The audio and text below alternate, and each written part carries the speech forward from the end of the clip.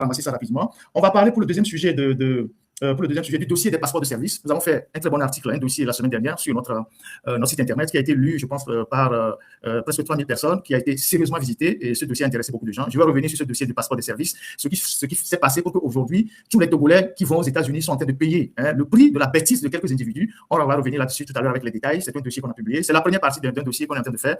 La deuxième partie va arriver. Ensuite, on parlera de la tentative de coup d'État au Bénin avec les implications régionales. Et il y a beaucoup de révélations à faire. Quand on sera là-bas, vous allez inviter les Béninois et aussi les Ivoiriens. Ça serait très intéressant qu'ils viennent écouter ce que nous avons à leur dire par rapport à tout ce qui s'est passé là-bas ces derniers jours. Et on a beaucoup de choses à vous dire assez intéressantes. Et c'est à ce niveau-là qu'on aura notre consultant et Titri qui sera avec nous pour faire les analyses des implications régionales de cette affaire-là, qui n'est pas que seulement un simple coup d'État. C'est autre chose, c'est beaucoup d'autres choses qui étaient en vue.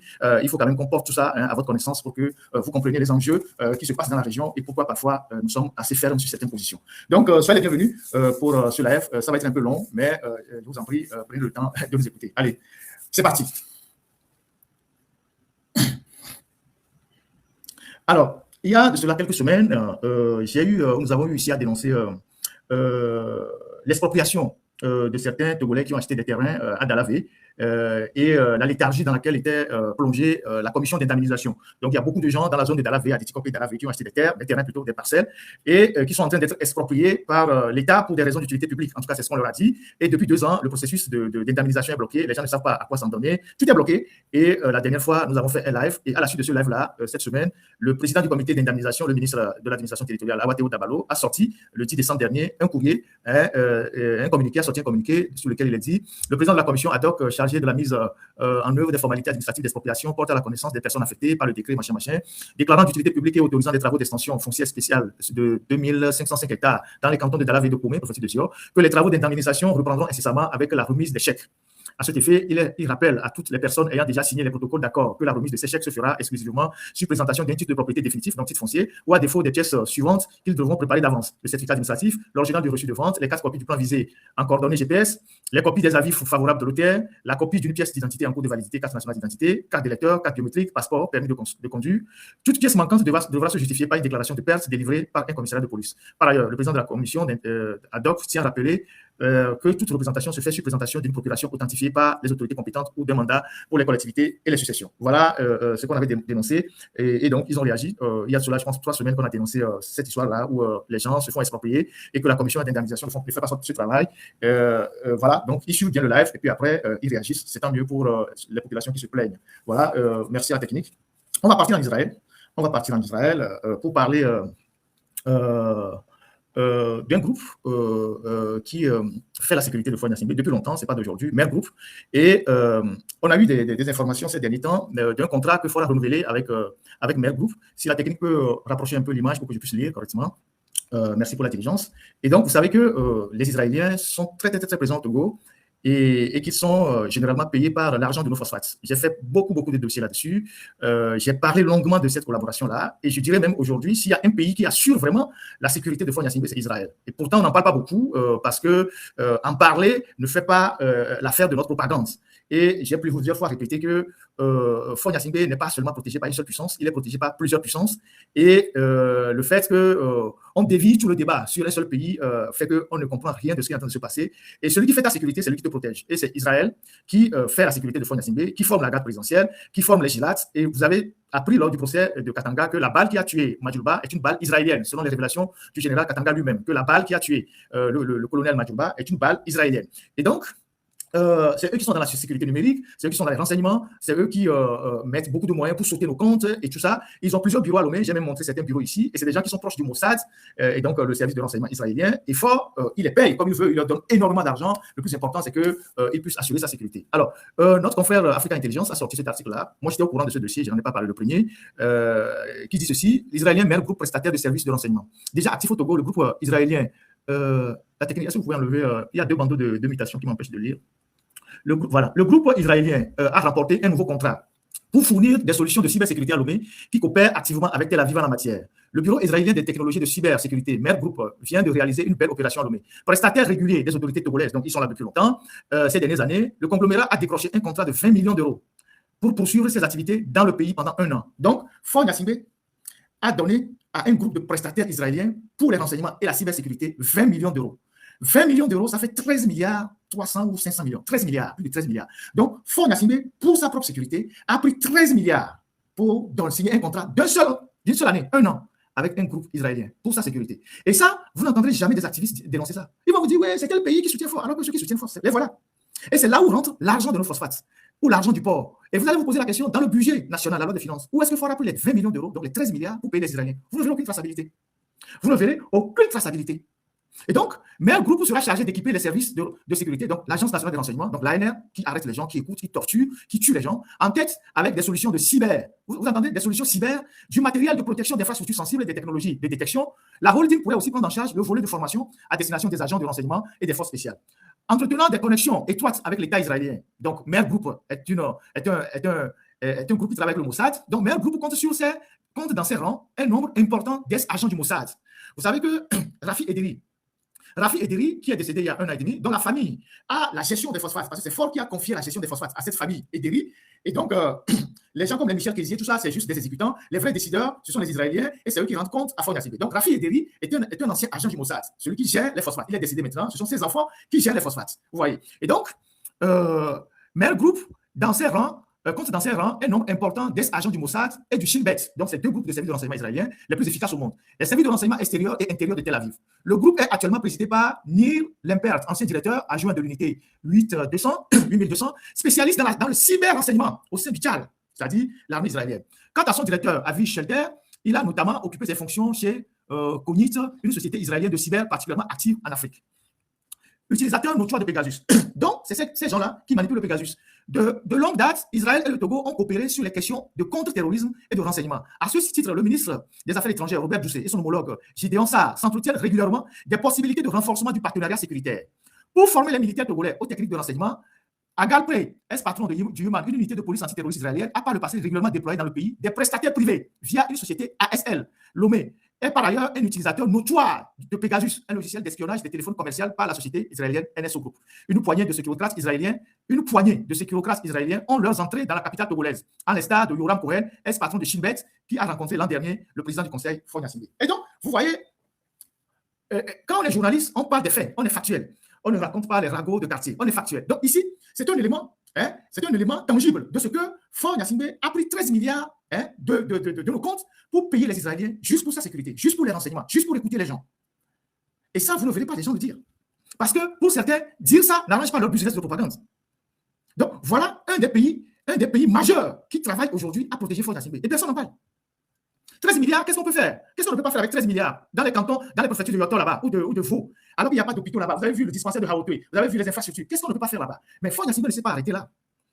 Plusieurs fois, je vous ai dit dans mes lives que Faure Gnassingbé, pour lui, il est prêt à sacrifier le Togo pour son pouvoir. S'il y a 10 000 francs dans la caisse de l'État, s'il peut enlever 9 000 francs pour donner aux étrangers qui vont le protéger, il va le faire et il va garder 1 000 francs dans les caisses de l'État. Il n'y a pas que ça. Il n'y a pas que ça ces derniers temps. Ça, c'est pour la sécurité. C'est les gens qui le renseignent de tout. Et avec ce système-là, les officiers sont mis sous écoute, les ministres sont mis sous écoute avec le Pegasus. Ils savent ce que chacun fait. Surtout son entourage. C'est eux qui l'écoutent d'abord. Ses femmes, ses maîtresses, son entourage, les députés, les officiers supérieurs, les jeunes officiers, ils les écoutent tous. Et il sait ce que chacun fait.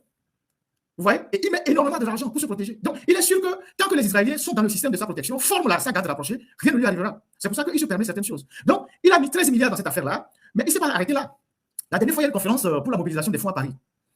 Faure est le médiateur de l'Union africaine en RDC. Un pays dans lequel nous n'avons rien à foutre. Le Togo n'a aucune. Alors là, aucun statut pour aller se mêler dans cette histoire de la RDC qui dépasse même notre petit bout de territoire. Parce que cette histoire de la RDC, elle a des origines très, très, très lointaines. C'est avant même les indépendances. Cette histoire de la zone de Goma, du Katanga et tout ça avec les intrusions israéliennes appuyées par les Américains et tout ce que vous pouvez imaginer. Donc, nous n'avons rien à aller chercher là-bas. Et puis, c'est un pays qui est énormément riche, qui peut mobiliser ses propres fonds. C'est en RDC que vous allez voir des milliardaires en dollars. Mais Faure Gnassingbé, il va faire la médiation là-bas. Mais il donne aussi des moyens. La dernière fois qu'on a convoqué la conférence pour la mobilisation des fonds, pour créer un couloir humanitaire pour la RDC, le Togo a donné 30 millions de dollars. Vous imaginez ça? La dernière fois qu'on a lancé la collecte des fonds pour la RDC, pour créer un couloir humanitaire, c'est la France qui a porté cette initiative-là. Le Togo a donné 30 millions de dollars. Et c'est d'ailleurs pourquoi il était aux côtés de Macron, ici, quand il est venu à la conférence avec toute la banque des Bojona, c'est pour ça qu'il était à la table. 30 millions de dollars qu'ils ont donnés pour le couloir humanitaire en RDC. La RDC qui a 1000 fois plus de moyens que le Togo. Tout ça pour sa propre gloire, pour exister diplomatiquement sur la scène internationale. C'est comme ça que ça se passe avec le Togo. 30 millions de dollars. C'est ce que le Togo a mis dans la cagnotte. C'est pour ça qu'il a fait le discours là-bas à Paris en disant « Ah, il faut que l'argent collecté soit bien géré. Il faut que l'argent collecté soit bien géré. Il ne faut pas que les gens détournent l'argent. » Parce que c'était le prix à payer pour que Macron l'accepte autour de la table le jour où ils ont fait la conférence de mobilisation à Paris. 30 millions de dollars que le Togo a donné. Vous voyez ce qui nous arrive.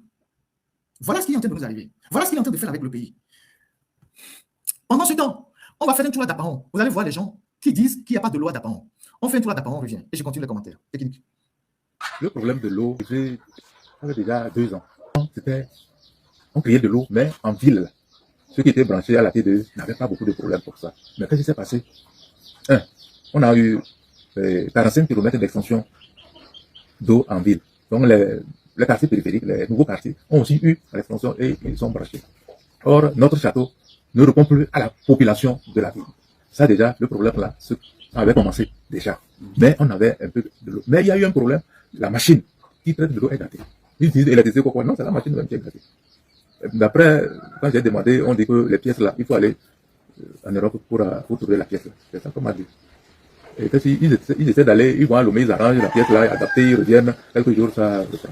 Quel qu'en soit le cas, même si la machine arrive, s'il n'y a pas un autre château, ça ne va plus suffire. On crie extension, on a fait l'extension, le problème là est arrivé.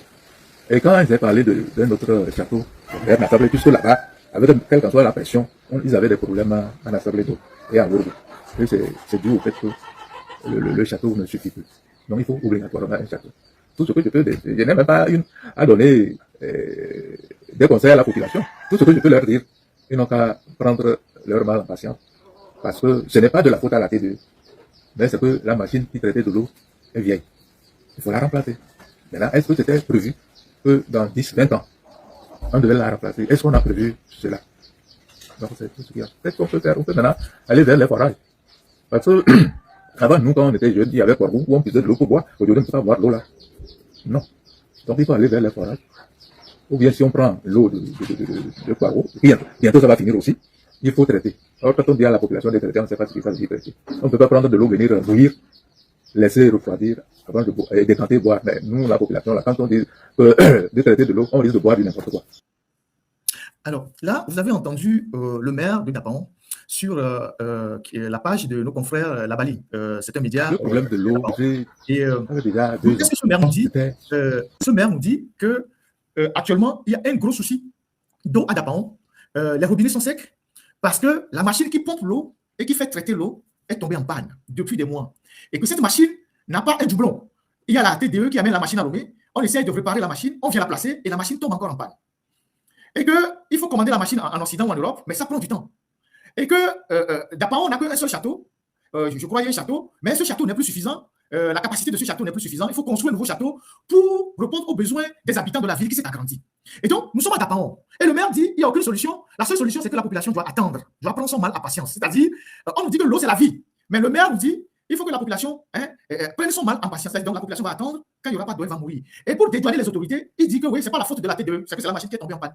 Donc, voilà, dans la ville de Dapaon, il y a un gros souci d'eau actuellement. Pendant que nous donnons 13 milliards aux Israéliens pour les renseignements, pendant que le Togo donne 30 millions de dollars comme contribution pour les couloirs humanitaires en RDC, et il n'y a pas que Dapaon qui soit confronté à ce problème-là. Le propre village de Fort Nassimé, à Pia, et donc Kara, à Pia, ça fait 3 semaines, la même chose s'est passée là-bas. La machine qui fait monter l'eau dans le château est tombée en panne, provoquant une certaine agitation de la TDE.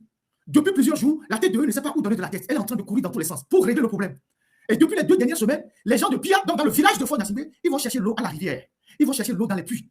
C'est la dernière fois qu'avec les soutiens de quelques ingénieurs ou quelques de la TDE, ils ont pu réparer ou, je sais pas, ils ont pu remettre la machine en fonction et la machine pompe l'eau, je sais pas, dans la caserne des militaires là-bas, quelque chose comme ça. Donc, à Pia, chez Fort Nassimé, il y a cela quelques jours, il n'y avait pas l'eau dans le village. Les gens allaient chercher l'eau à la rivière, comme au bon vieux temps, et dans les puits. Pendant ce temps, ils ont de l'argent pour payer des gens pour leur propre gloire et pour leur diplomatie. C'est ce contraste-là que je vais vous montrer pour vous montrer le décalage entre les discours officiels et ce qui se passe sur le terrain, le patriotisme dont nous parlons. Ce n'est pas fini. À Pia, il y a ce problème d'eau. À Kara, il y a un pont en construction sur la rivière Kara depuis 2 ans qui est à l'abandon parce que les dirigeants financiers ne sont pas là. On va vous montrer les images. Nous sommes à l'entrée de la ville de Kara où il y a un pont en construction sur la rivière Kara qui depuis 2 ans il n'y a pas d'argent.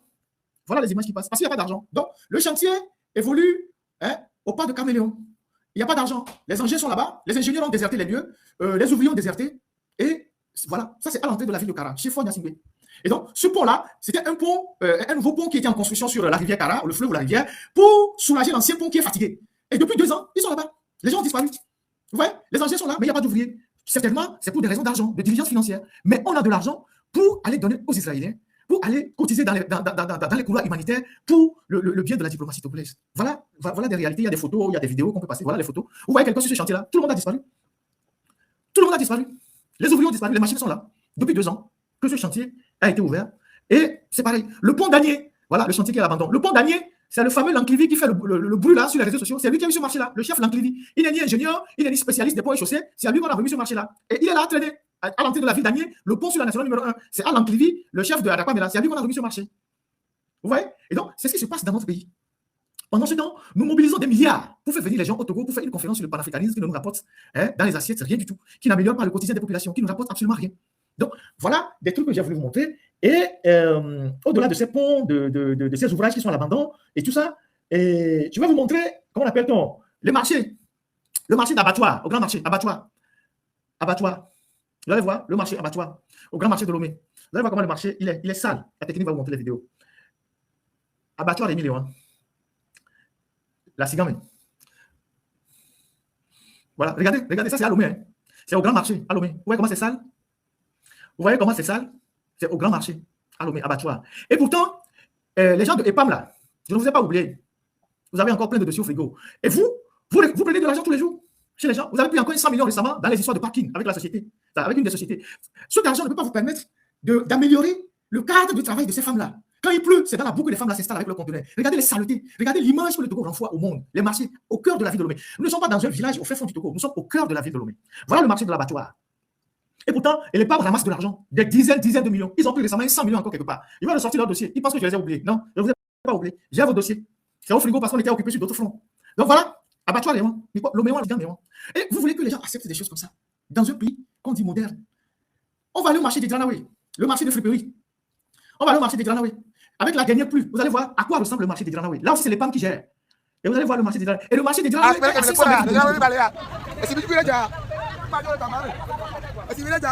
le marché des Granaoué. Il y a 500 mètres de domicile de Fort Gnassingbé. C'est le marché des Granaoué que vous voyez, qui est à 500 mètres du domicile de Fort Gnassingbé. Et Fort Gnassingbé passe ici chaque matin pour aller à l'aéroport. Chaque jour, il passe devant ce marché pour aller à l'aéroport. Le marché des Granaoué. La foire a été inondée. La foire a connu une coupure de courant. Tout est en train de s'écouler au Togo. Tout s'écoule au Togo. Sous Fort Gnassingbé. Voilà le marché des Granaoué. Au cœur de la ville de Lomé. À 500 mètres du domicile de Fort Gnassingbé. À 1 km de la présidence. Et Fort Gnassingbé passe chaque matin, chaque jour devant ce marché pour aller à l'aéroport. Voilà ce qu'il y a devant lui comme marché. On dirait une cité lacustre. Vous pouvez donner le nom que vous voulez. Une cité lacustre. Voilà le Togo. Hein. Voilà l'image du Togo. C'est factuel, c'est pas inventé. C'est ça le pays. La dernière fois qu'il a plu, la foire était inondée. Voilà le marché des Granaoué. Maintenant, on va aller au grand marché de Diakpanga, chez Tchodier. Philippe Badi Tchodier, je ne t'ai pas oublié. Tu as aussi tes dossiers son frère. Philippe Badi Tchodier. Tu penses que j'étais oublié? Non, je ne t'ai pas oublié. On était occupé. Voilà le grand marché de Diakpanga. Ils ont mis un grand panneau. Ils ont dit grand marché de Diakpanga. Là où quelqu'un a volé des milliards à l'OTR. Vous voyez ça? Voilà le grand marché de Diakpanga. Ils ont mis un panneau. Hein. Grand marché de Diakpanga. Franchement, grand marché de Diakpanga. C'est l'entrée du grand marché de Diakpanga, ça. Hein. C'est l'entrée, ça. Voilà. Tchodier est milliardaire là-bas. Tchodier Bad. Philippe Tchodier Bad. Il est milliardaire là-bas. C'est le grand marché de Diakpanga. Ça, c'est au Togo. Hein. Ah, ils ont bien construit quand même la porte d'entrée. Il n'y a pas de porte, mais ils ont bien construit le panneau. Là, c'est bien construit. Et ils ont bien écrit grand marché de Diakpanga. Quand tu vois même l'entrée du grand marché et tu vois le marché même, tu n'as pas envie de rentrer dedans pour vendre. Vous voyez? Ça, c'est le Togo, ça. Et ça, ils ont mis un grand panneau. Grand marché de Diakpanga. Si ça, c'est un grand marché à Diakpanga, vous imaginez les petits marchés? Vous imaginez les petits marchés? Si c'est ça, là, ils appellent grand marché à Diakpanga. Vous imaginez le petit marché? Donc voilà le Togo.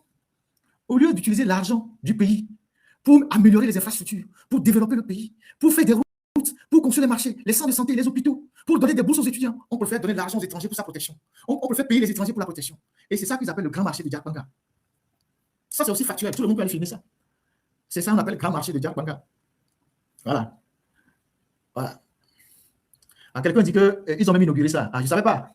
Ah, peut-être que c'est en faisant l'inauguration qu'ils ont mis le panneau. Donc voilà.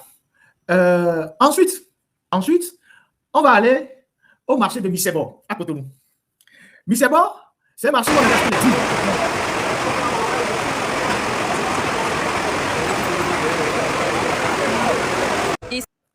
Voilà. Ici, c'est le nouveau site du marché de Missebo. Le marché de Missebo, avant, c'est à côté du marché d'Akpakpa, non loin je pense, de la lagune, où on allait acheter les jeans, pantalons et tout ça. C'est le marché de friperie, le plus grand marché de friperie de Cotonou. Et donc, Talon a reconstruit ce marché-là. C'est comme on reconstruit le marché de friperie des Djanaway, les marchés d'Abloni, là, des Djanaway. On le reconstruit totalement pour le bien des vendeurs. Donc, chacun va avoir un stand. Et ça, ce sont des infrastructures comme ça qui suscitent la jalousie du côté ouest. Vous comprenez? Donc, ça, c'est le marché de Missebo qui a été reconstruit par Patrice Talon. On reviendra sur le Bénin tout à l'heure. Ça, c'est le marché de Missebo. Et là, les gens sont arrivés pour le partage des places. C'est ça qu'on appelle des dirigeants de vision. Des gens qui aiment leur pays, qui ont une vision, qui vont faire progresser leur pays. Tous ceux qui ont fait Cotonou connaissent le marché de Missebo. C'est à côté de Akpakpa. C'est là où ils vendaient des pantalons, les ablonis, tout ça, là, les friperies. Il a décidé de reconstruire ce marché sur un autre site de façon moderne.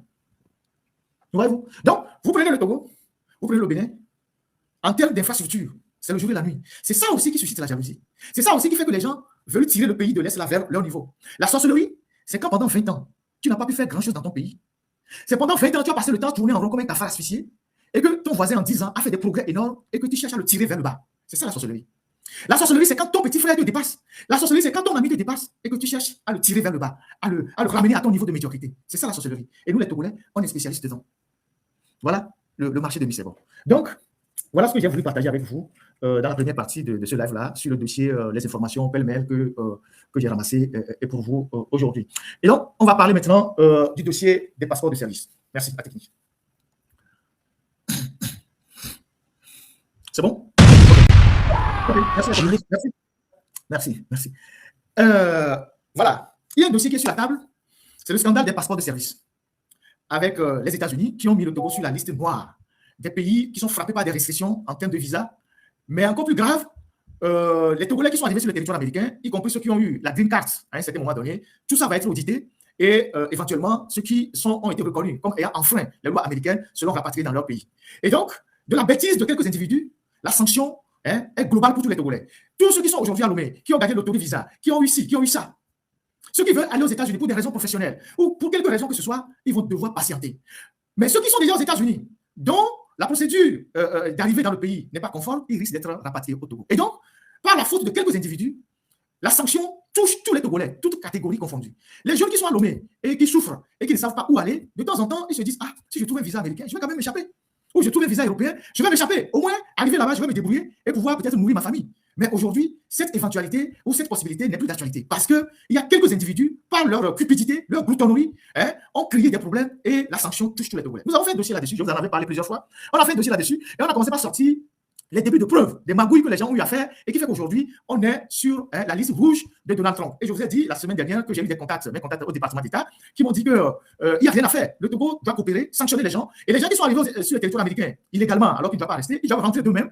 À défaut, ils seront déportés. Parce qu'il y a justement des gens qui sont au cœur du pouvoir à Lomé, qui ont déplacé leur famille aux États-Unis. Pas une seule famille, des proches, des amis, la famille, les enfants, alors qu'ils sont au cœur du pouvoir à Lomé. Certains ont même, leur famille ont même demandé l'asile, alors que leurs parents sont encore au cœur du pouvoir à Lomé. Donc tout ça aujourd'hui va sortir. Et cet article qu'on a écrit, on l'a envoyé au département d'État, l'ambassade des États-Unis à Lomé l'a lu, ça a commencé par leur donner des idées sur l'ampleur de la fraude que les gens ont eu à faire pour ces histoires-là. Et donc, on va commencer par la note circulaire que Trimois a adressée aux différentes administrations et aux institutions de la République en tant que secrétaire général du gouvernement. Si la technique peut mettre cette note-là. Alors, voilà la note.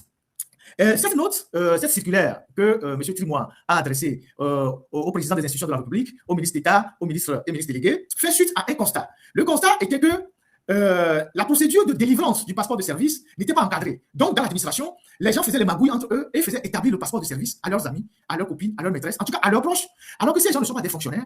Et les gens utilisaient ce passeport de service accompagné des notes verbales pour aller prendre des visas et partir aux États-Unis, mais aussi en Europe. Ce n'est pas seulement une question des États-Unis, mais aussi en Europe.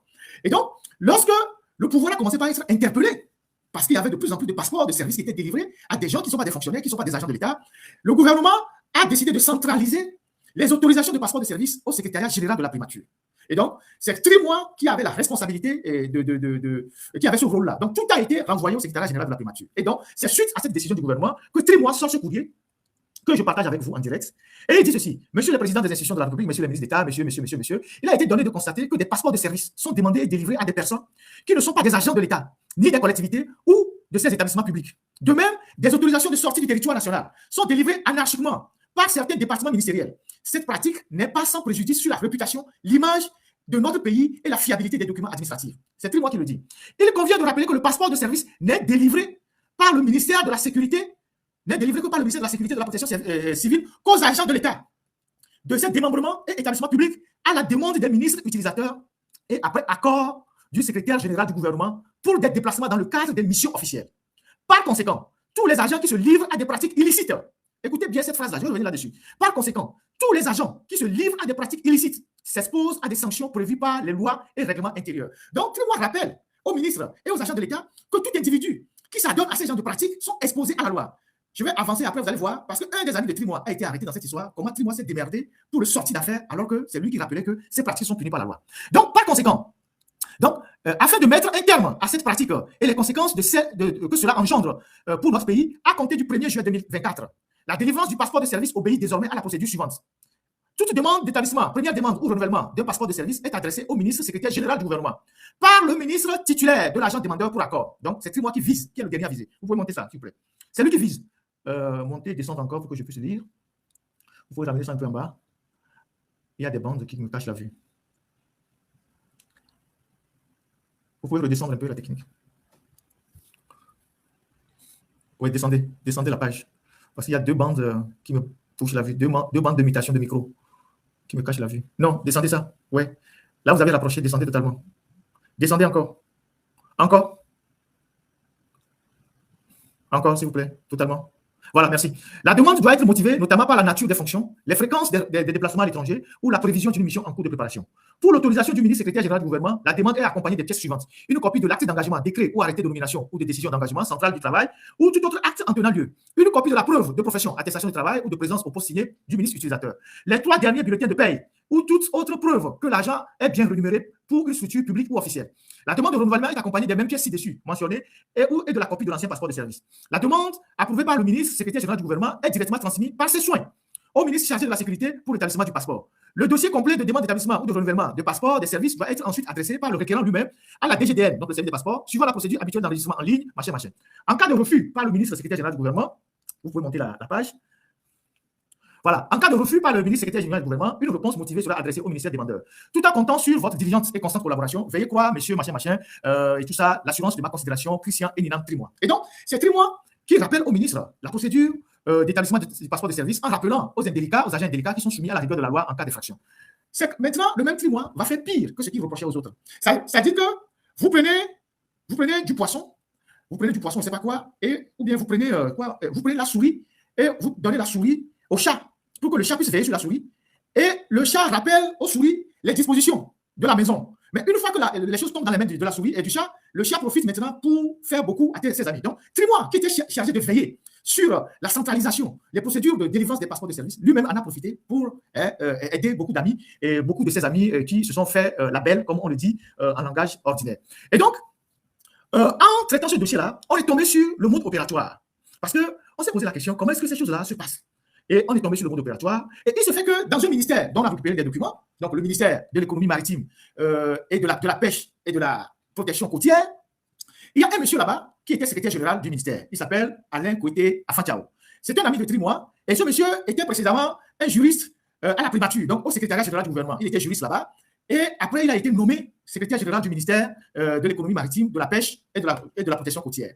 Et donc, en tant que secrétaire général du gouvernement, ce monsieur, Alain Kouete Afatiao, qui est un proche de Trimois, il signait à des amis à lui, qui ne sont pas des agents de l'État, qui n'ont jamais été fonctionnaires, des autorisations de délivrance de passeports de service qu'il envoyait au secrétaire général du gouvernement pour avis, pour que cette personne-là puisse aller prendre des visas et partir aux États-Unis. Donc, voilà une des déclarations, une de ces notes signées de lui-même au nom de son ministre. Et ici, par ordre, c'est ça non? Pour le ministre et PO, moi c'est par ordre, non? Ceux qui ont fait l'administration, c'est par ordre. Donc, ici, pour le ministre et PO, le secrétaire général. Donc, ici, il s'agit de papier pour des gens qui vont à l'ambassade, qui font le circuit et qui vont déposer, voilà, pour ordre, d'accord. Voilà le monsieur, je vous parlerai de lui tout à l'heure. Donc, il est secrétaire général, il était secrétaire général du ministère de l'économie maritime, mais avant, il était fonctionnaire juriste à la primature. Il a fait l'ENA, il est juriste, il a fait l'ENA. Et donc, non, revenez sur la liste. Donc, la première liste qu'il a signée, qu'on a récupérée, revenez sur la liste, on voit ici la note de M. Afatiao pour ordre de son ministre.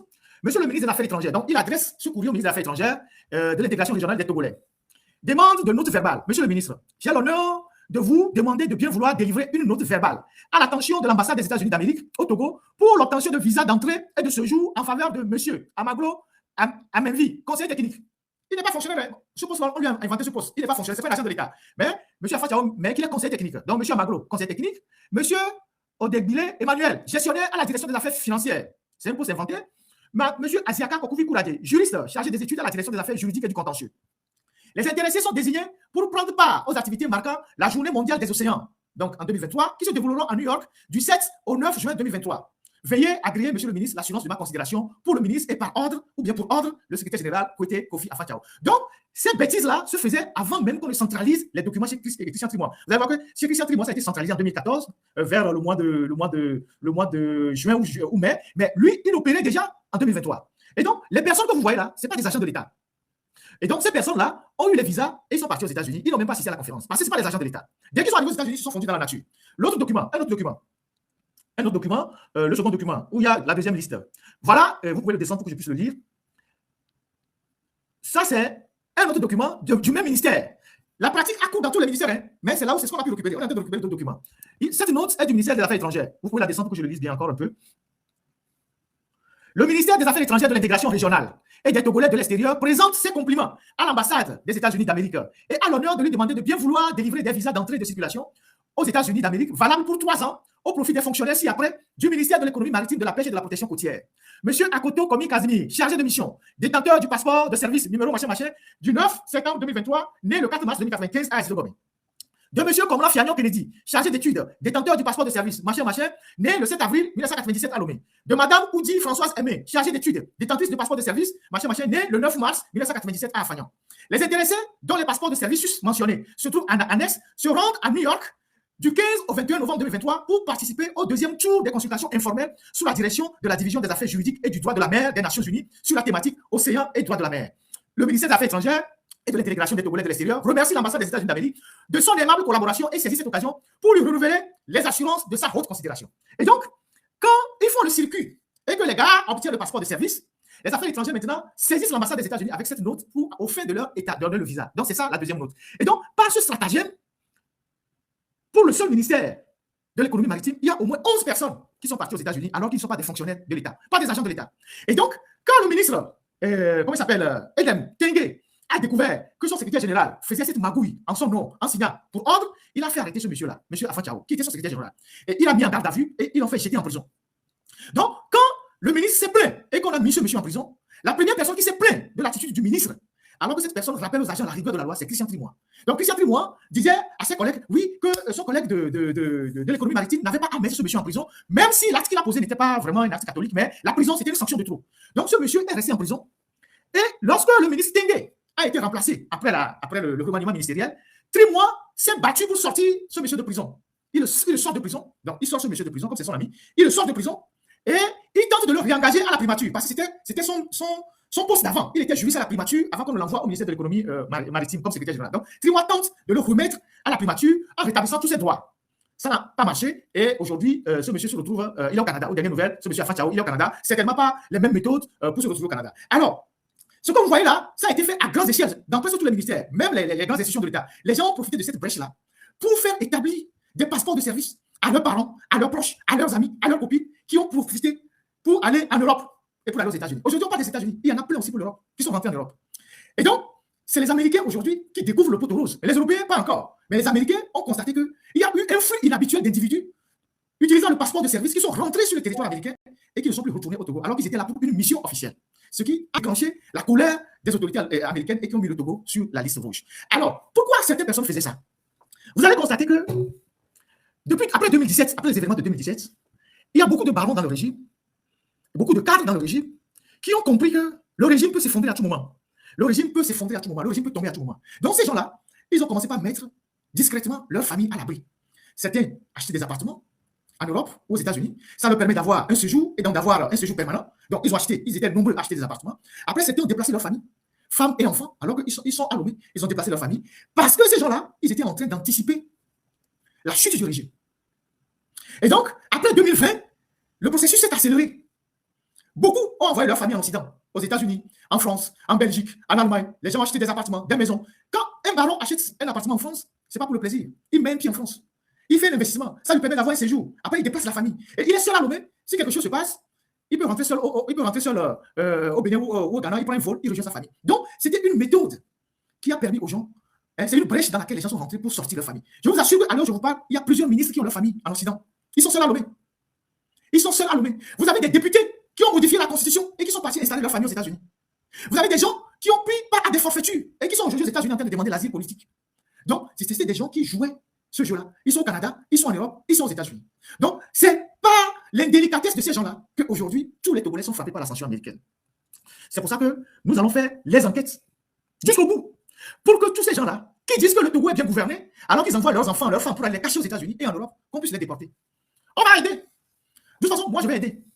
Les articles là, ce qu'on a publié là, l'ambassade des États-Unis a lu, les départements lu. On leur a même envoyé ça. Ils sont d'ailleurs très contents qu'on commence par leur donner des vraies informations, le mode opératoire. Donc, ils vont retrouver tous ces gens-là. Ils vont les retrouver un à un. Parce que c'est à cause de ces gens-là que tous les Togolais sont dans des problèmes aujourd'hui. J'ai un ami qui m'a dit hier que tous les Togolais qui sont aux États-Unis commencent par recevoir des lettres d'annulation de leur rendez-vous de naturalisation, les green cards, tout ça. Ils reçoivent les rendez-vous. Ils reçoivent des lettres, des courriers d'annulation. Des gens qui n'ont rien à voir avec ces magouilles-là. Ils vont payer aujourd'hui le prix cher des faussaires du régime. Non, ça va pas se passer comme ça. On va les dénoncer. Et moi, je vais envoyer des informations. Parce que ces gens qui arrivent dans la diaspora, ce sont les mêmes qui soutiennent le régime sur les réseaux sociaux. Parce que leurs parents sont encore dans le régime. C'est eux qui sont dans les systèmes, qui sont dans la diaspora et qui se disent que le Togo va bien. Parce que leurs maris ministres ont volé l'argent, les ont installés aux États-Unis. Leurs frères DG ont volé l'argent, les ont installés aux États-Unis. Leurs copains, parmi ces gens-là, vous allez voir les copines des ministres, les copines des DG. Leurs maîtresses, ils les ont déplacés tous aux États-Unis. S'il faut collaborer, pour qu'on envoie tous ces gens-là dans l'enfer du Togo, on va collaborer pour qu'on les renvoie tous. Moi, je suis partant. Un pour un, dent pour dent. Et c'est ce travail-là que nous on va faire. Même du côté de l'Europe, je vais faire ça. Et ils sont pleins. Je ne vais pas donner les noms ici. Je connais des ministres. Quand ils étaient en fonction, ils ont emmené leur famille aux États-Unis. Je connais des gens qui ont acheté des appartements un peu partout. Parce qu'ils veulent réinstaller leur famille et anticiper la chute du régime. Et ça aussi, ça va intéresser Fonds Nassimé. Parce que tu as des collaborateurs qui savent que le régime va tomber et ils déplacent leur famille aux États-Unis et en Europe. Comme ça, le jour où le régime tombe, si toi tu fuis, eux aussi vont fuir. En fait, chacun prépare sa fuite. Eux, ils savent que Ford et ses enfants, ils ont les moyens de fuir. Ford a ses enfants à l'extérieur, la plupart des enfants de Ford ont la double nationalité. Ford lui-même, il peut prendre l'hélicoptère et disparaître. Mais eux, ils ne veulent pas se faire surprendre par les événements. Donc, ils déplacent discrètement leur famille. Comme ça, le jour où ça chauffe, chacun devient Usain Bolt et chacun prend son sac et puis fuit.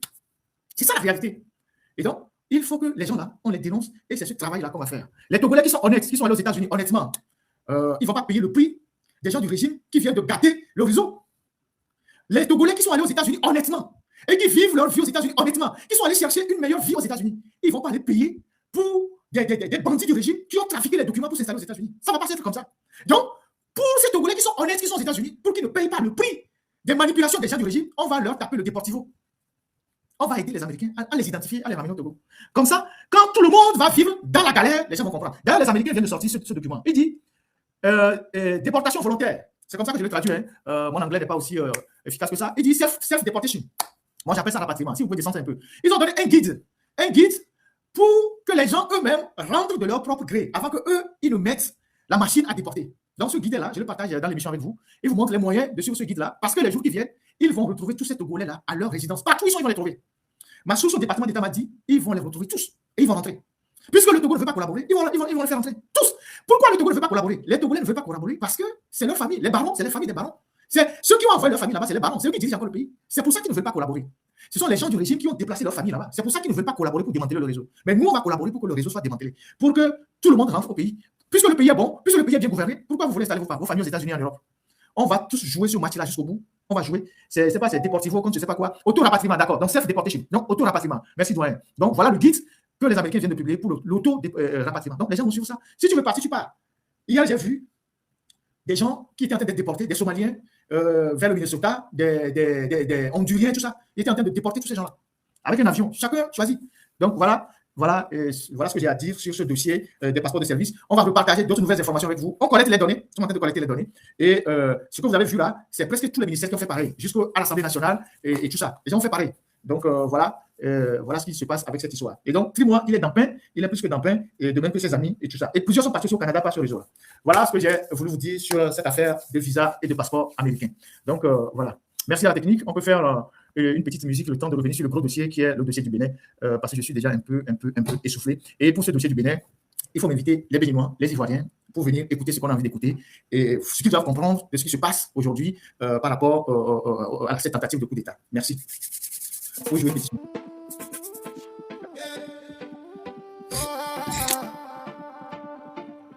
Trop d'années passées sous l'ombre d'un seul nom, 20 années de chaîne, 20 années de prison. Fourni à 5B, 20 ans au pouvoir, le peuple en désespoir. La liberté qu'on réclame, ils veulent la faire taire ce soir. Miliciens, militaires dans la nuit, écrit, étouffés qu'on noie dans la lagune de B. Mais les âmes des martyrs veillent pris, leur sang verse écrit, justice, vérité.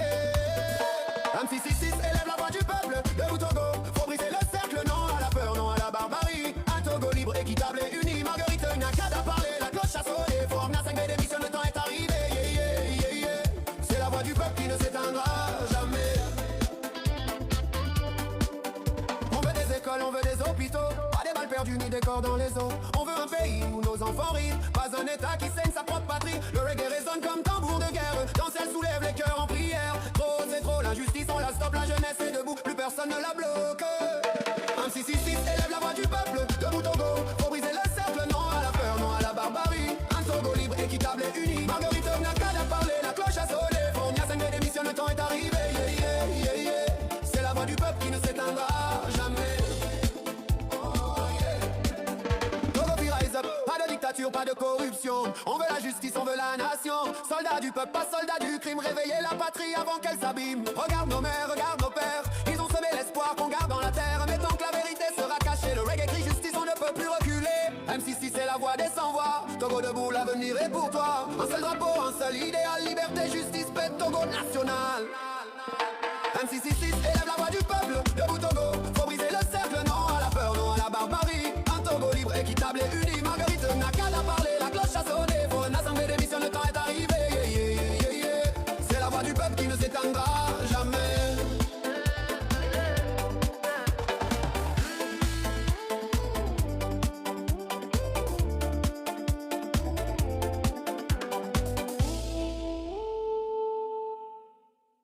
Merci à la technique pour l'intermède musical. Parfois, il faut aussi un peu de l'intermittence du spectacle.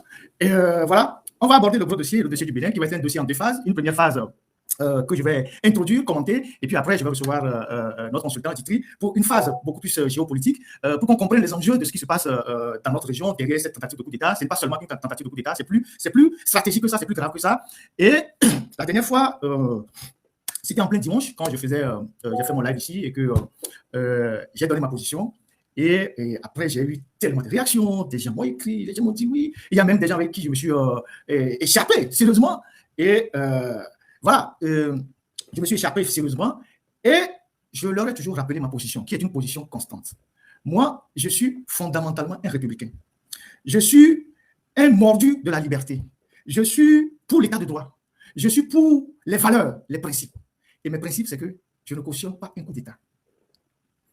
Et je l'ai toujours dit. Je ne suis pas dans l'international des poutistes. S'il y a des gens qui veulent cautionner un coup d'État, vous pouvez créer votre syndicat. Moi, je ne suis pas dans ça.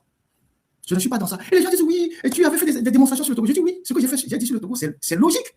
J'ai dit plusieurs fois sur le Togo que quel que soit ce que nous faisons, c'est l'armée qui sera l'arbitre du jeu. Est-ce que j'ai parlé de coup d'État? J'ai dit plusieurs fois sur le Togo que quels que soient les cas de figure de ce que nous sommes en train de faire au Togo, c'est l'armée qui sera l'arbitre du jeu. Est-ce que le mot coup d'État est sorti de ma bouche? Sortez-moi une seule vidéo dans laquelle j'ai dit sur le cas du Togo que l'armée doit faire un coup d'État. Ça n'existe pas. Quand le journaliste parle, il ne faut pas entendre, il faut bien comprendre. Vous avez une fois vu un journaliste venir faire l'apologie de coup d'État dans une émission? Vous savez ce que c'est qu'un coup d'État? Vous avez une fois entendu un journaliste venir faire une émission et faire l'apologie de coup d'État? Quand on dit que c'est l'armée qui sera l'arbitre ou qui est la solution, ça peut prendre plusieurs formes. À Madagascar, c'était pas un coup d'État. L'armée a appuyé le peuple. Donc, n'attendez pas de moi que moi je vienne pour dire que j'avais dit qu'au Togo, il faut un coup d'État. Et maintenant, je dis au Bénin que je suis contre un coup d'État. Je n'ai jamais dit au Togo, il faut un coup d'État. Même si j'y pense, je ne le dirai pas. Parce que je suis journaliste. Et le métier que je pratique a des règles. Après, les activistes, ils peuvent vous raconter ce qu'ils veulent. Parce qu'on n'exerce pas la même chose. Ça, c'est la première observation. La deuxième observation, je dis, je préfère une démocratie imparfaite à un coup d'État. Le Bénin n'a pas besoin d'un coup d'État. Le Bénin n'a pas besoin d'un coup d'État. Même si on estime que Patrice Talon fait des trucs qui ne sont pas bons, ce pays n'a pas besoin d'un coup d'État. Parce qu'un coup d'État, c'est quelque chose d'abominable, qui remet en cause tout un pays, le fonctionnement d'un pays. Ça, c'est le principe. Ça, c'est le principe. Le coup d'État ne peut pas être la règle dans un pays, dans une zone. Ça, c'est le principe. Parce que si vous vous levez un matin pour dire que tous les pays où les présidents font des bêtises, il faut un coup d'État, mais aucun pays en Afrique ne tiendrait. Ça peut être le prétexte pour tout le monde de renverser les institutions démocratiquement élues. Le Bénin, quoi qu'on dise, c'est un pays qui a à sa tête des gens qui sont démocratiquement élus. Même si on estime que le président qui est là, il fait des choses qui ne sont pas bien, on peut régler ça autrement plutôt qu'un coup d'État. Je vais vous montrer la constitution du Mali, technique. La constitution du Mali, hein. La constitution du Mali, je vais vous montrer ça. Ceux qui disent qu'ils sont AUS et qui applaudissent les coups d'État au Bénin, là. Je vais vous montrer la constitution du Mali. La constitution du Mali. Je vais vous montrer la constitution du Mali. Votée par Assimi Goïta, votre idole. Voilà la constitution du Mali. Article 187. La constitution du Mali. Article 187. La constitution du Mali, en son article 187, dit que le coup d'État ou le putsch est un crime imprescriptible contre le peuple malien. Vous entendez ça? C'est les Maliens que vous applaudissez là. Ces gens-là, ils sont venus par coup d'État. Ces gens-là, ils sont venus par coup d'État. Mais ils ont mis dans leur constitution qu'un coup d'État est un crime imprescriptible contre le peuple malien. C'est leur propre constitution. C'est des gens qui sont venus par coup d'État.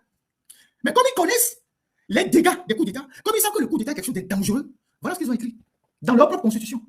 Que le coup d'État est un crime imprescriptible contre le peuple malien. Article 187 de la constitution malienne, qui est en vigueur actuellement. Vous comprenez? Ok, d'accord. Vous pouvez enlever ça. Vous pouvez enlever ça. Ça, c'est les Maliens, ça. Eux, ils sont venus par coup d'État, hein, mais c'est ce qu'ils disent.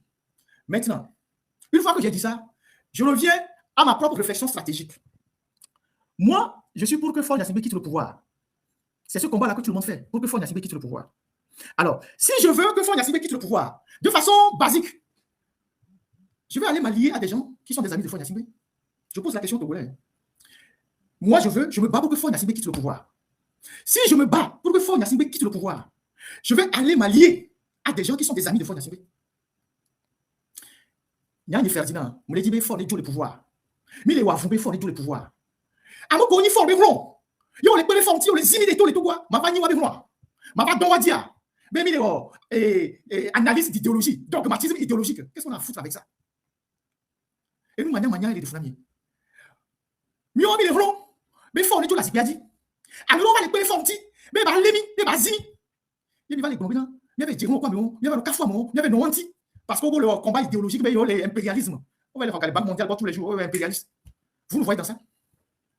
Ou bien vous ne savez pas ce que vous êtes en train de faire. Ou bien vous ne luttez pas pour le changement de Togo. Ou bien vous ne savez pas quel combat vous menez. Je me pose la question aux Togolais. Nous luttons pour que Faure Gnassingbé quitte le pouvoir.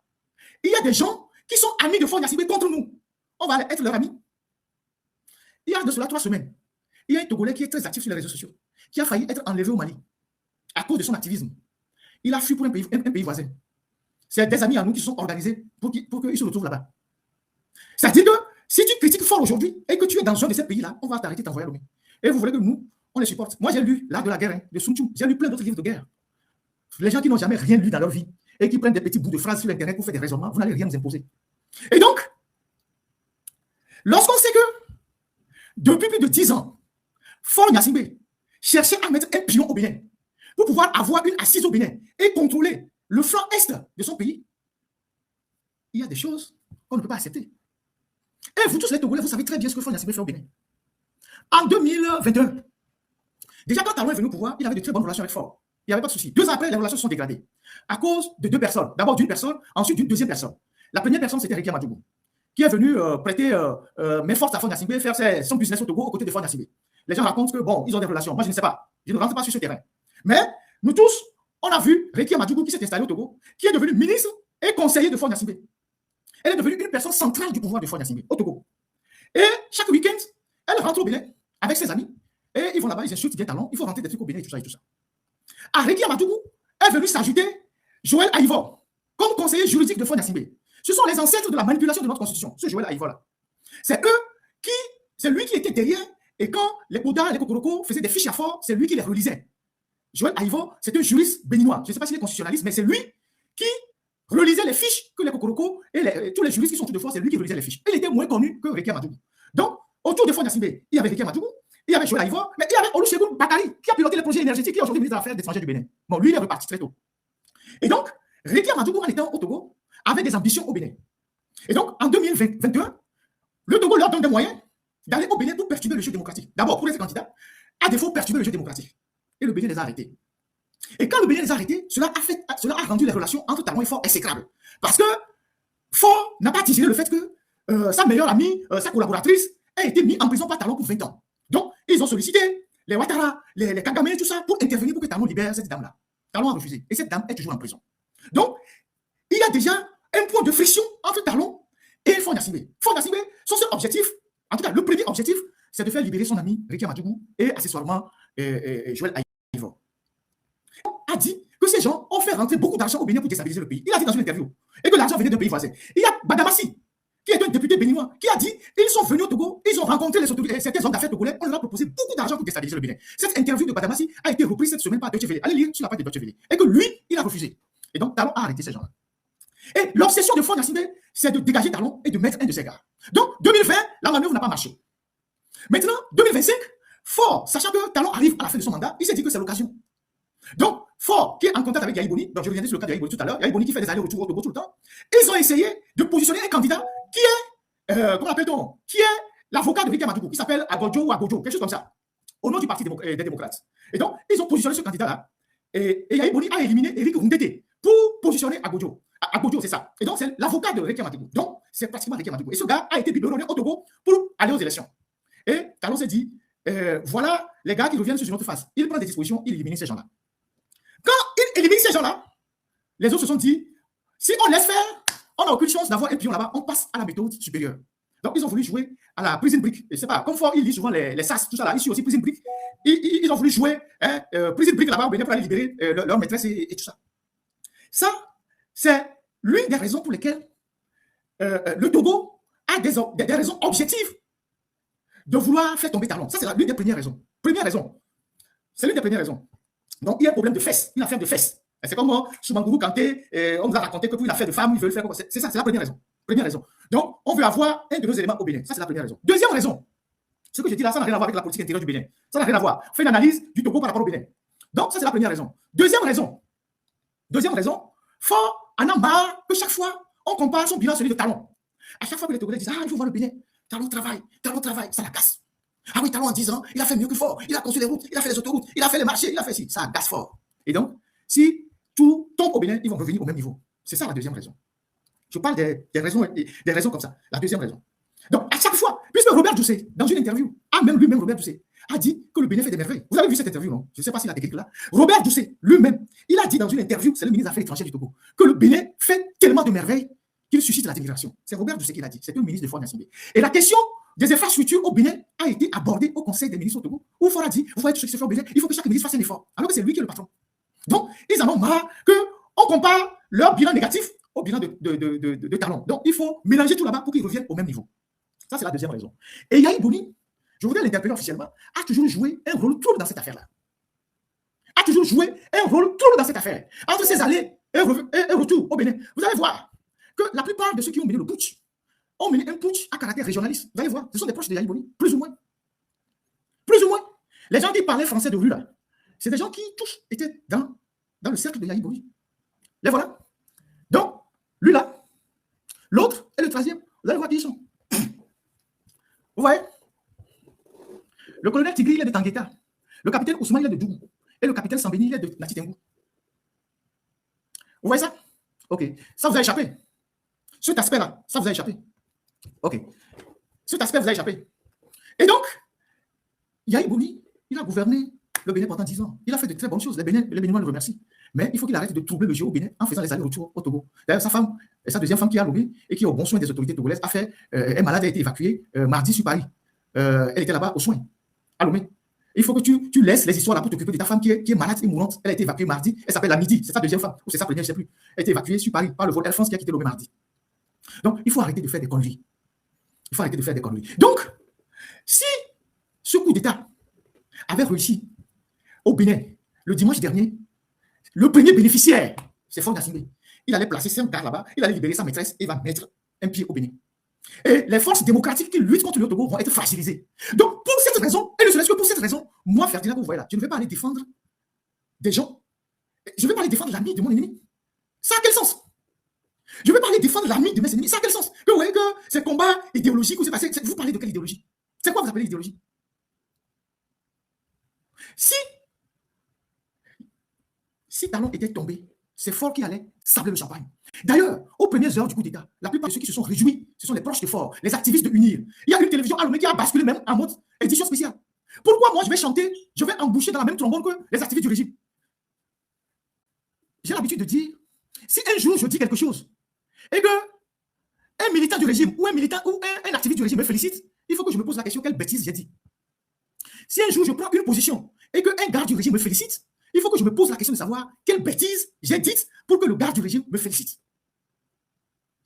Eux, les activistes du régime, qui se réjouissaient du coup d'État en cours et qui ont fait plusieurs publications sur les réseaux sociaux, ils savaient l'objectif de ce coup d'État-là. Eux, ils se réjouissaient. Pourquoi moi je vais me réjouir comme eux?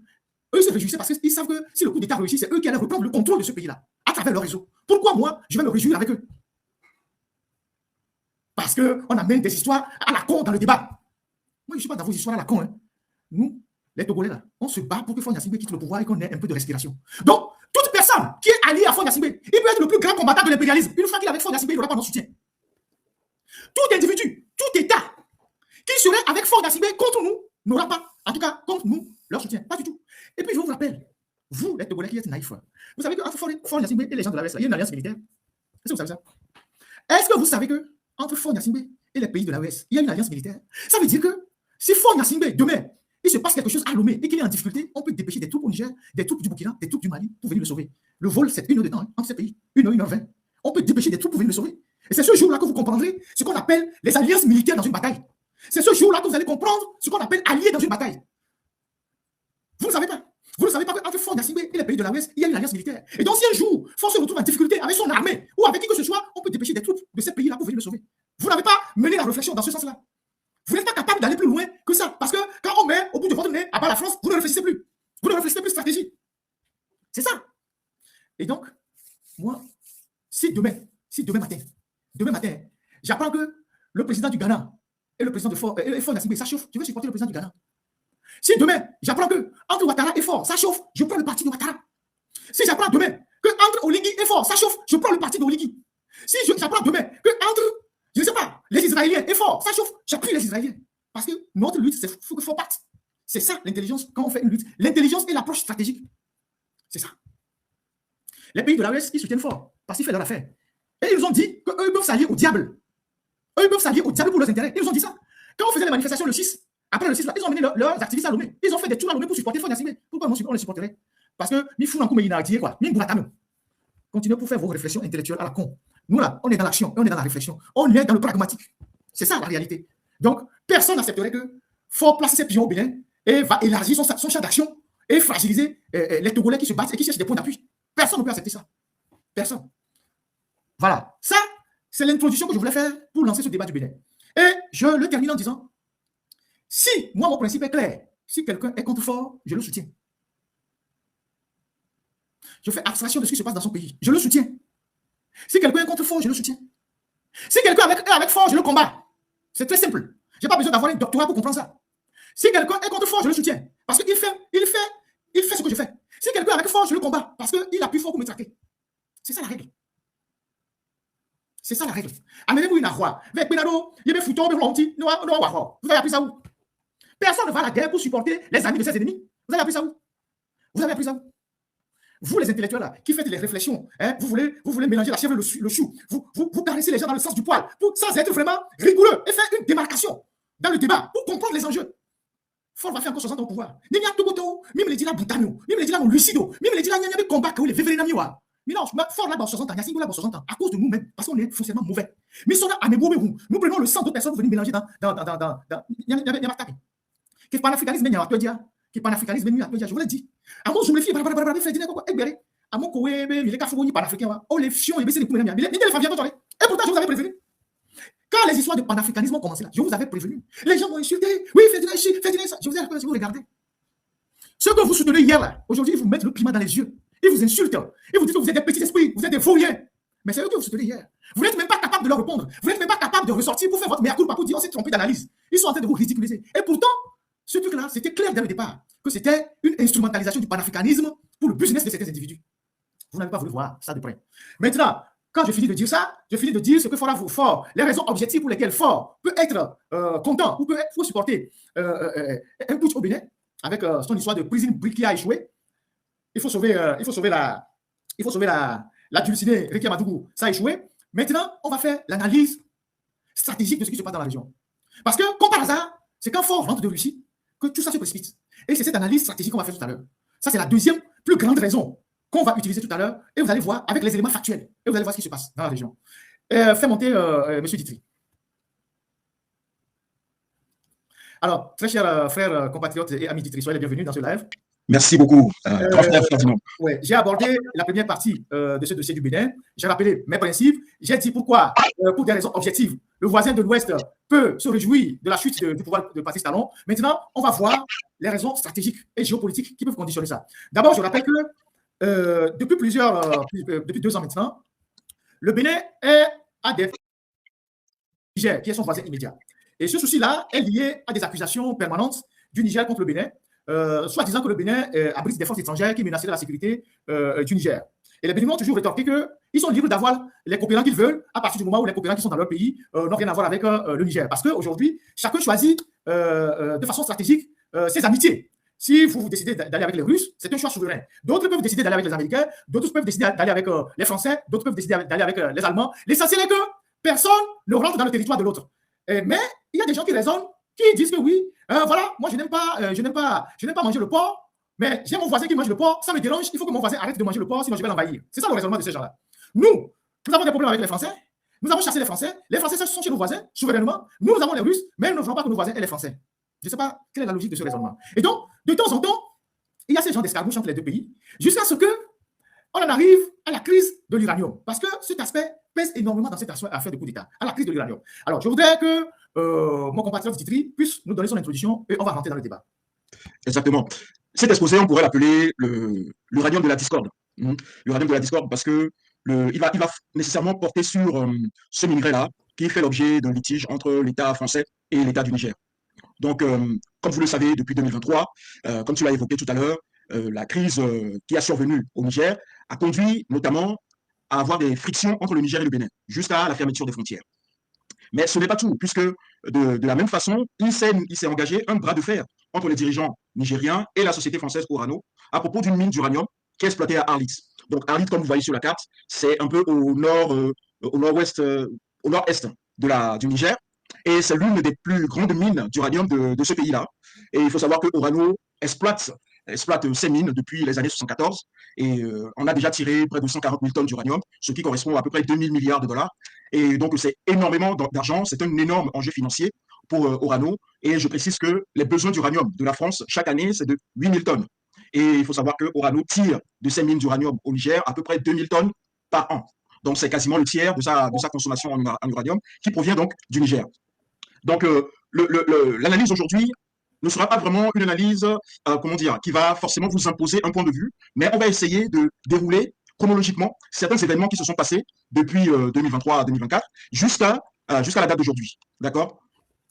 Donc, grand frère, si tu voudrais poser une question avant qu'on ne démarre. Non, on va juste projeter des éléments factuels et Exactement. on laissera ceux qui nous suivent tirer leur propre conclusion. Nous, on n'est pas là pour imposer un point de vue à quiconque, mais on veut donner des clés de lecture à cette crise-là pour que les gens comprennent réellement derrière ce coup de force ou ce coup de tentative de coup d'État, ce qui se jouait derrière. Et donc, le premier élément, c'est l'uranium. Et c'est le plus important d'ailleurs.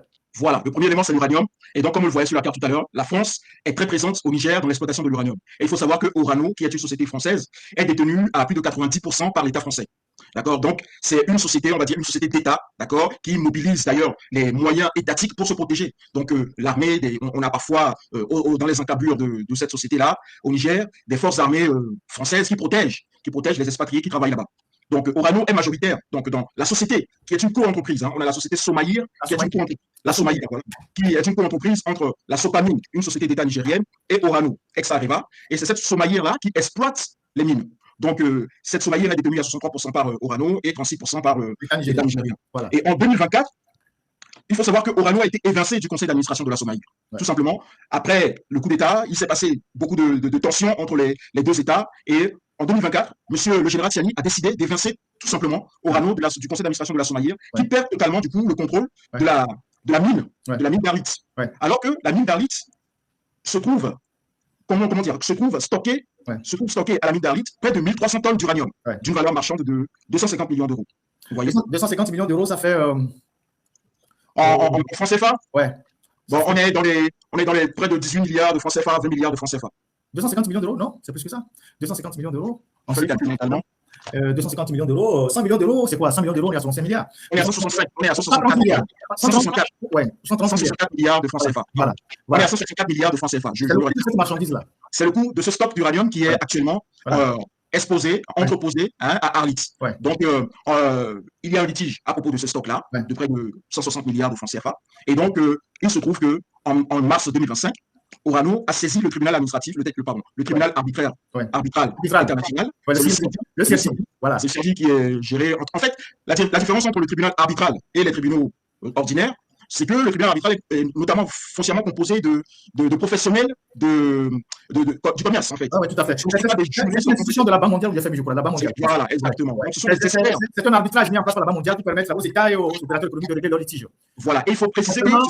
Actuellement, le Togo est devant le CIRDI avec compte global. J'ai vu ça dans le dossier. Allez-y. Voilà. Et il faut préciser que ce sont les sociétés, les parties eux-mêmes qui décident de porter l'affaire devant le tribunal arbitral. Parce que lors de la signature du contrat, ils décident, ils prévoient qu'en cas de litige, le tribunal devant telle juridiction, mais devant tel tribunal. Voilà, exactement. Donc, en juin 2025, le général Tiani décide de nationaliser, donc, après avoir la Somalie. Il décide de nationaliser la Somalie, ainsi que sa production. C'est de son plein droit, c'est son pays.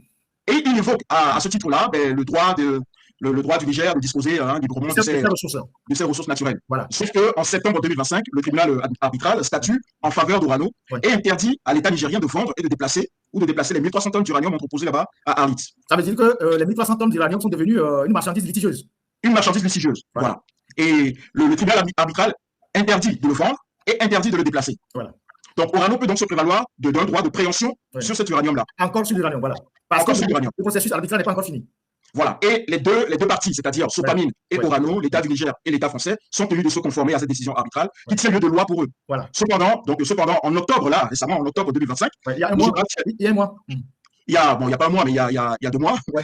En octobre, le général Tiani décide de faire fi de cette décision-là en mettant en vente le stock en cause. Voilà, c'est ça. Et il va d'ailleurs démarcher la Russie et l'Iran pour être des potentiels acquéreurs. Les deux pays qui ont démarché. Qui ont été démarchés. Et courant octobre, des médias, on apprend que l'uranium litigieux a été acquis par une société russe.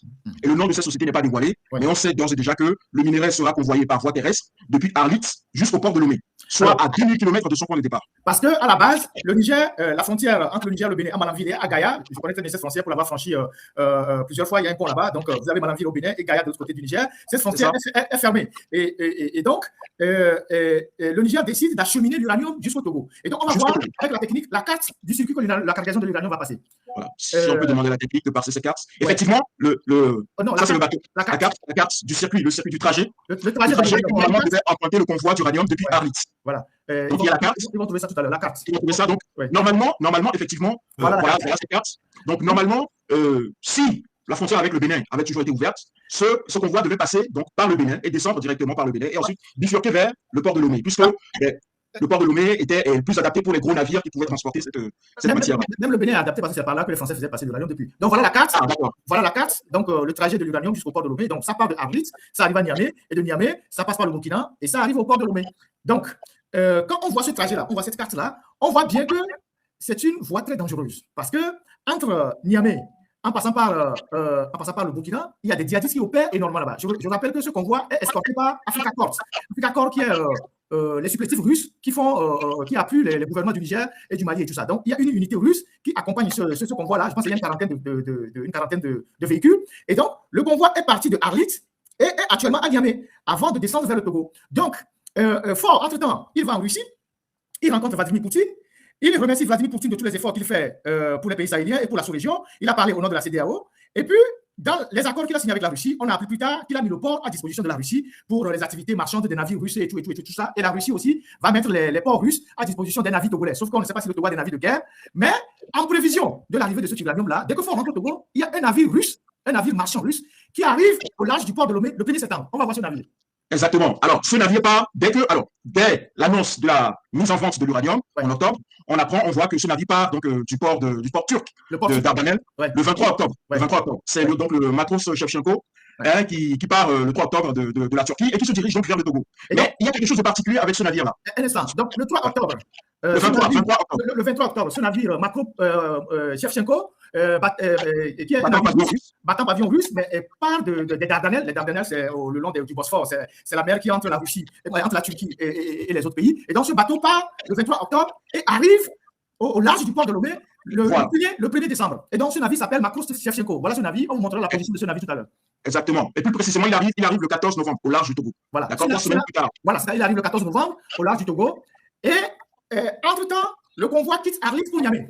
Exactement. Voilà. Mais ça viendra plus tard. Déjà, le 23 octobre, quand il quitte la Turquie pour Lomé, il faut savoir quand même que c'est un navire qui est très risqué parce que c'est un navire qui est qualifié de navire fantôme russe. Pourquoi un navire fantôme russe? Parce que c'est un navire qui était accusé d'avoir subtilisé des ressources céréalières ukrainiennes et de les avoir vendues et transportées pour une société russe. En fait, donc, pour parler français plus accessible aux gens, c'est un navire de contrebande qui est. Voilà, c'est un navire de contrebande qui est d'ailleurs sous sanction. Qui est sous sanction internationale. C'est un navire de contrebande qui est sous sanction internationale et c'est ce navire qu'on envoie au large du port du Togo pour charger l'uranium qui va arriver du Niger. Donc ce navire arrive le 14 novembre au large des côtes togolaises et se positionne en attendant que la cargaison quitte le Niger pour arriver au port de Lomé. On peut continuer. Exactement. Donc, il faut savoir, ce qui est important de savoir sur ce navire-là, c'est que l'Ukraine avait décidé depuis le début de la crise russo-ukrainienne d'attaquer systématiquement tous les navires fantômes dans les mers internationales. Donc, on peut voir que déjà en septembre, il y a un navire russe fantôme qui a été attaqué dans la mer Noire. Et plus récemment, là, au large du Sénégal, il y a 2 navires fantômes qui ont subi des explosions de la part des services ukrainiens. Et donc, c'est un navire qui est chargé de beaucoup de problèmes. Donc, on peut comprendre dès lors le déplacement, puisque le navire arrive ensuite à Lomé le 14 novembre, et 4 jours après, on apprend que Faure est en visite en Russie. Voilà. Donc, le navire arrive le 14 novembre, Faure part en Russie le 18 novembre, pour aller signer un accord de coopération avec la marine militaire russe qui peut désormais patrouiller et protéger ses intérêts dans les eaux togolaises ainsi que dans le golfe du Guinée. Voilà. C'est tout l'enjeu. Hein. On reviendra là-dessus. C'est tout l'enjeu. Voilà. On reviendra là-dessus. Et je vous rappelle que depuis cette semaine, les États-Unis ont donné le feu vert aux Ukrainiens d'attaquer tous les navires fantômes russes. Ça, c'est notre débat. Voilà. Donc, dès le 18 novembre, on a l'assurance que bon, s'il arrive quelque chose à ce navire Makros Shevchenko, les navires militaires russes peuvent réagir. Donc, quelque part, on peut dire que le convoi de ce navire-là est déjà protégé quelque part. Voilà. Okay. Et le 27 novembre, on apprend que le convoi d'uranium litigieux là dont on a parlé, qui est en Russie, a démarré. Donc, une semaine après. La première partie, parce que c'est deux cargaisons différentes. Une première partie en direction de Niamey. En direction de Niamey. Ouais. Donc, une semaine, on va dire, le navire est arrivé à Lomé le 14 novembre, et 13 jours après, 2 semaines après, le convoi démarre au Niger. D'accord. Et ce convoi, comme tu l'as dit tout à l'heure, est assuré, est soutenu par une trentaine de mercenaires et même par un détachement de la garde nationale nigérienne. C'est-à-dire que la garde républicaine, la garde du président Tiani, assure la protection de ce convoi-là. D'accord. Et donc, le navire est sur les côtes togolaises. On a signalé ce navire-là. On a eu le tracking de ce navire-là. On a connu sa position. Et dès qu'on a signalé ce navire-là, il s'est un peu déplacé. On y arrive. Parce que le 27 novembre, là, le même jour où le convoi part d'Arlit, Orano émet un communiqué pour s'opposer à ce convoi. Et dans ce communiqué, il précise notamment, Orano, la société française, précise qu'elle poursuivra la défense de ses intérêts avec détermination et se réserve le droit d'initier des actions complémentaires nécessaires, notamment pénales, y compris contre des tiers, pour l'appréhension de la matière en violation de ces droits d'enlèvement. Donc, il y a déjà une tension qui est très vive, déjà le 27 novembre.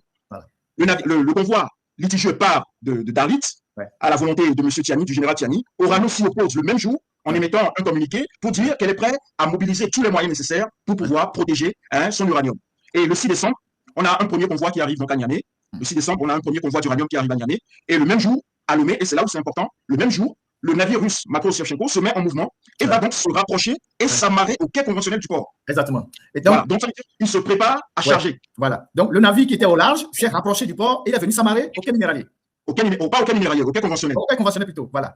Et donc, nous, on a vu ce navire-là, on l'a traqué, et dès qu'on a publié sa position, le navire a bougé. Exactement. Donc, le 6 décembre déjà, il est venu et le 7 décembre qui a suivi, nous avons appris donc le coup d'État au Bénin. Voilà. Donc, peut-être que, on ne sait pas, peut-être que le plan a changé. Le 8 décembre, dès que la publication de la position du navire a été signalée le 8 décembre, il a quitté subitement son emplacement dans le quai conventionnel pour se remettre au large tranquillement à Lomé. On peut supposer que son plan initial a été contrarié et qu'il a décidé de se remettre au large pour éviter tout simplement de payer inutilement des droits d'amarrage ou alors encore autre chose. Alors, je vais faire une petite analyse ici. On pose les faits, mais le commentaire est libre. Ça, c'est les faits, c'est les éléments factuels qu'on est en train de vous exposer et je vais faire un commentaire. Alors, la première partie de la cargaison, la première route de la cargaison est arrivée à Niamey. La cargaison est actuellement à Niamey. On a les images de la zone où la cargaison de l'uranium est entreposée à Niamey. Maintenant, il y a la deuxième partie de la route. C'est celle qui est la plus difficile. C'est-à-dire Niamey passant par le Burkina Faso pour rentrer au Togo. Et cette route, elle est la plus dangereuse. La plus dangereuse parce qu'elle est infestée de djihadistes. Mais plus grave, la partie togolaise n'est pas du tout bonne. Peut se renverser parce que tous les jours, il y a des camions, des titans qui se renversent au Togo. Donc, en prenant la nationale togolaise, cette route peut avoir des soucis. Et ce convoi peut avoir des soucis. Et donc, l'hypothèse selon laquelle puisque maintenant les informations se précisent. Tout est en train de se préciser par rapport au mode opératoire de la tentative du coup d'État, puisque les informations qui parviennent du Bénin sont en train de remettre un les éléments du puzzle. Parce que à la veille du coup d'État au Bénin, le Niger a amassé à la frontière, à Gaïa, donc de l'autre côté de la frontière, des blindés et des chars, et a dégagé tous les conteneurs qu'ils ont disposés pour barrer la route, pour pouvoir pénétrer au Bénin au cas où le coup d'État réussissait. Donc, c'était un convoi d'appui aux putschistes. Ça, c'est un des éléments fondamentaux. Deuxième élément, c'est que si le coup d'État avait réussi, la cargaison ne va plus passer par le Togo, où la route est plus difficile. Puisque les nouveaux patrons du Bénin vont sceller la réconciliation avec le Niger, ils vont ouvrir la frontière et la cargaison va prendre la route du Bénin. Et donc, le navire qui était au large du Togo n'avait qu'à bouger sur Cotonou et reprendre la cargaison et partir. Ça, c'est le commentaire du journaliste qui est libre. C'est ça, en fait, l'objectif. C'est ça le vrai objectif. C'est-à-dire, on fait d'une pierre plusieurs coups. Dans cette affaire-là, non seulement on évince le pouvoir de Talon, on fait une réconciliation avec le Niger, on ouvre la frontière, l'avion prend son chemin, il rentre au Bénin et le navire charge et le navire part. Ça, c'est l'hypothèse la plus probable par rapport aux éléments du puzzle qui sont en train d'être rassemblés. C'est pour ça que du côté de la frontière du Niger, donc à Gaïa, le Niger a entreposé des troupes là-bas pour appuyer les putschistes qui agissaient à Cotonou. On continue. Et effectivement, mais il ne faut pas oublier non plus la valeur de ce convoi-là, qui est de près de 250 millions d'euros. Donc, je pense que ça valait aussi le coup pour les putschistes, je pense, de pouvoir déstabiliser le Bénin pour ça. De toute façon, comme tu l'as dit, si on analyse bien à qui profiterait ce coup d'État, bien sûr, le Niger serait là, puisque le trajet par le Togo, par le Burkina et le Togo, est un trajet dangereux. Et comme tu l'as dit tout à l'heure, on sait qu'il y a des groupes terroristes qui sont sur le chemin. Il y a notamment le JNIM et puis le IGS qui sont notamment sur le chemin, qui sont très présents dans la zone, très imprévisibles, alors que c'est un chargement qui est très risqué.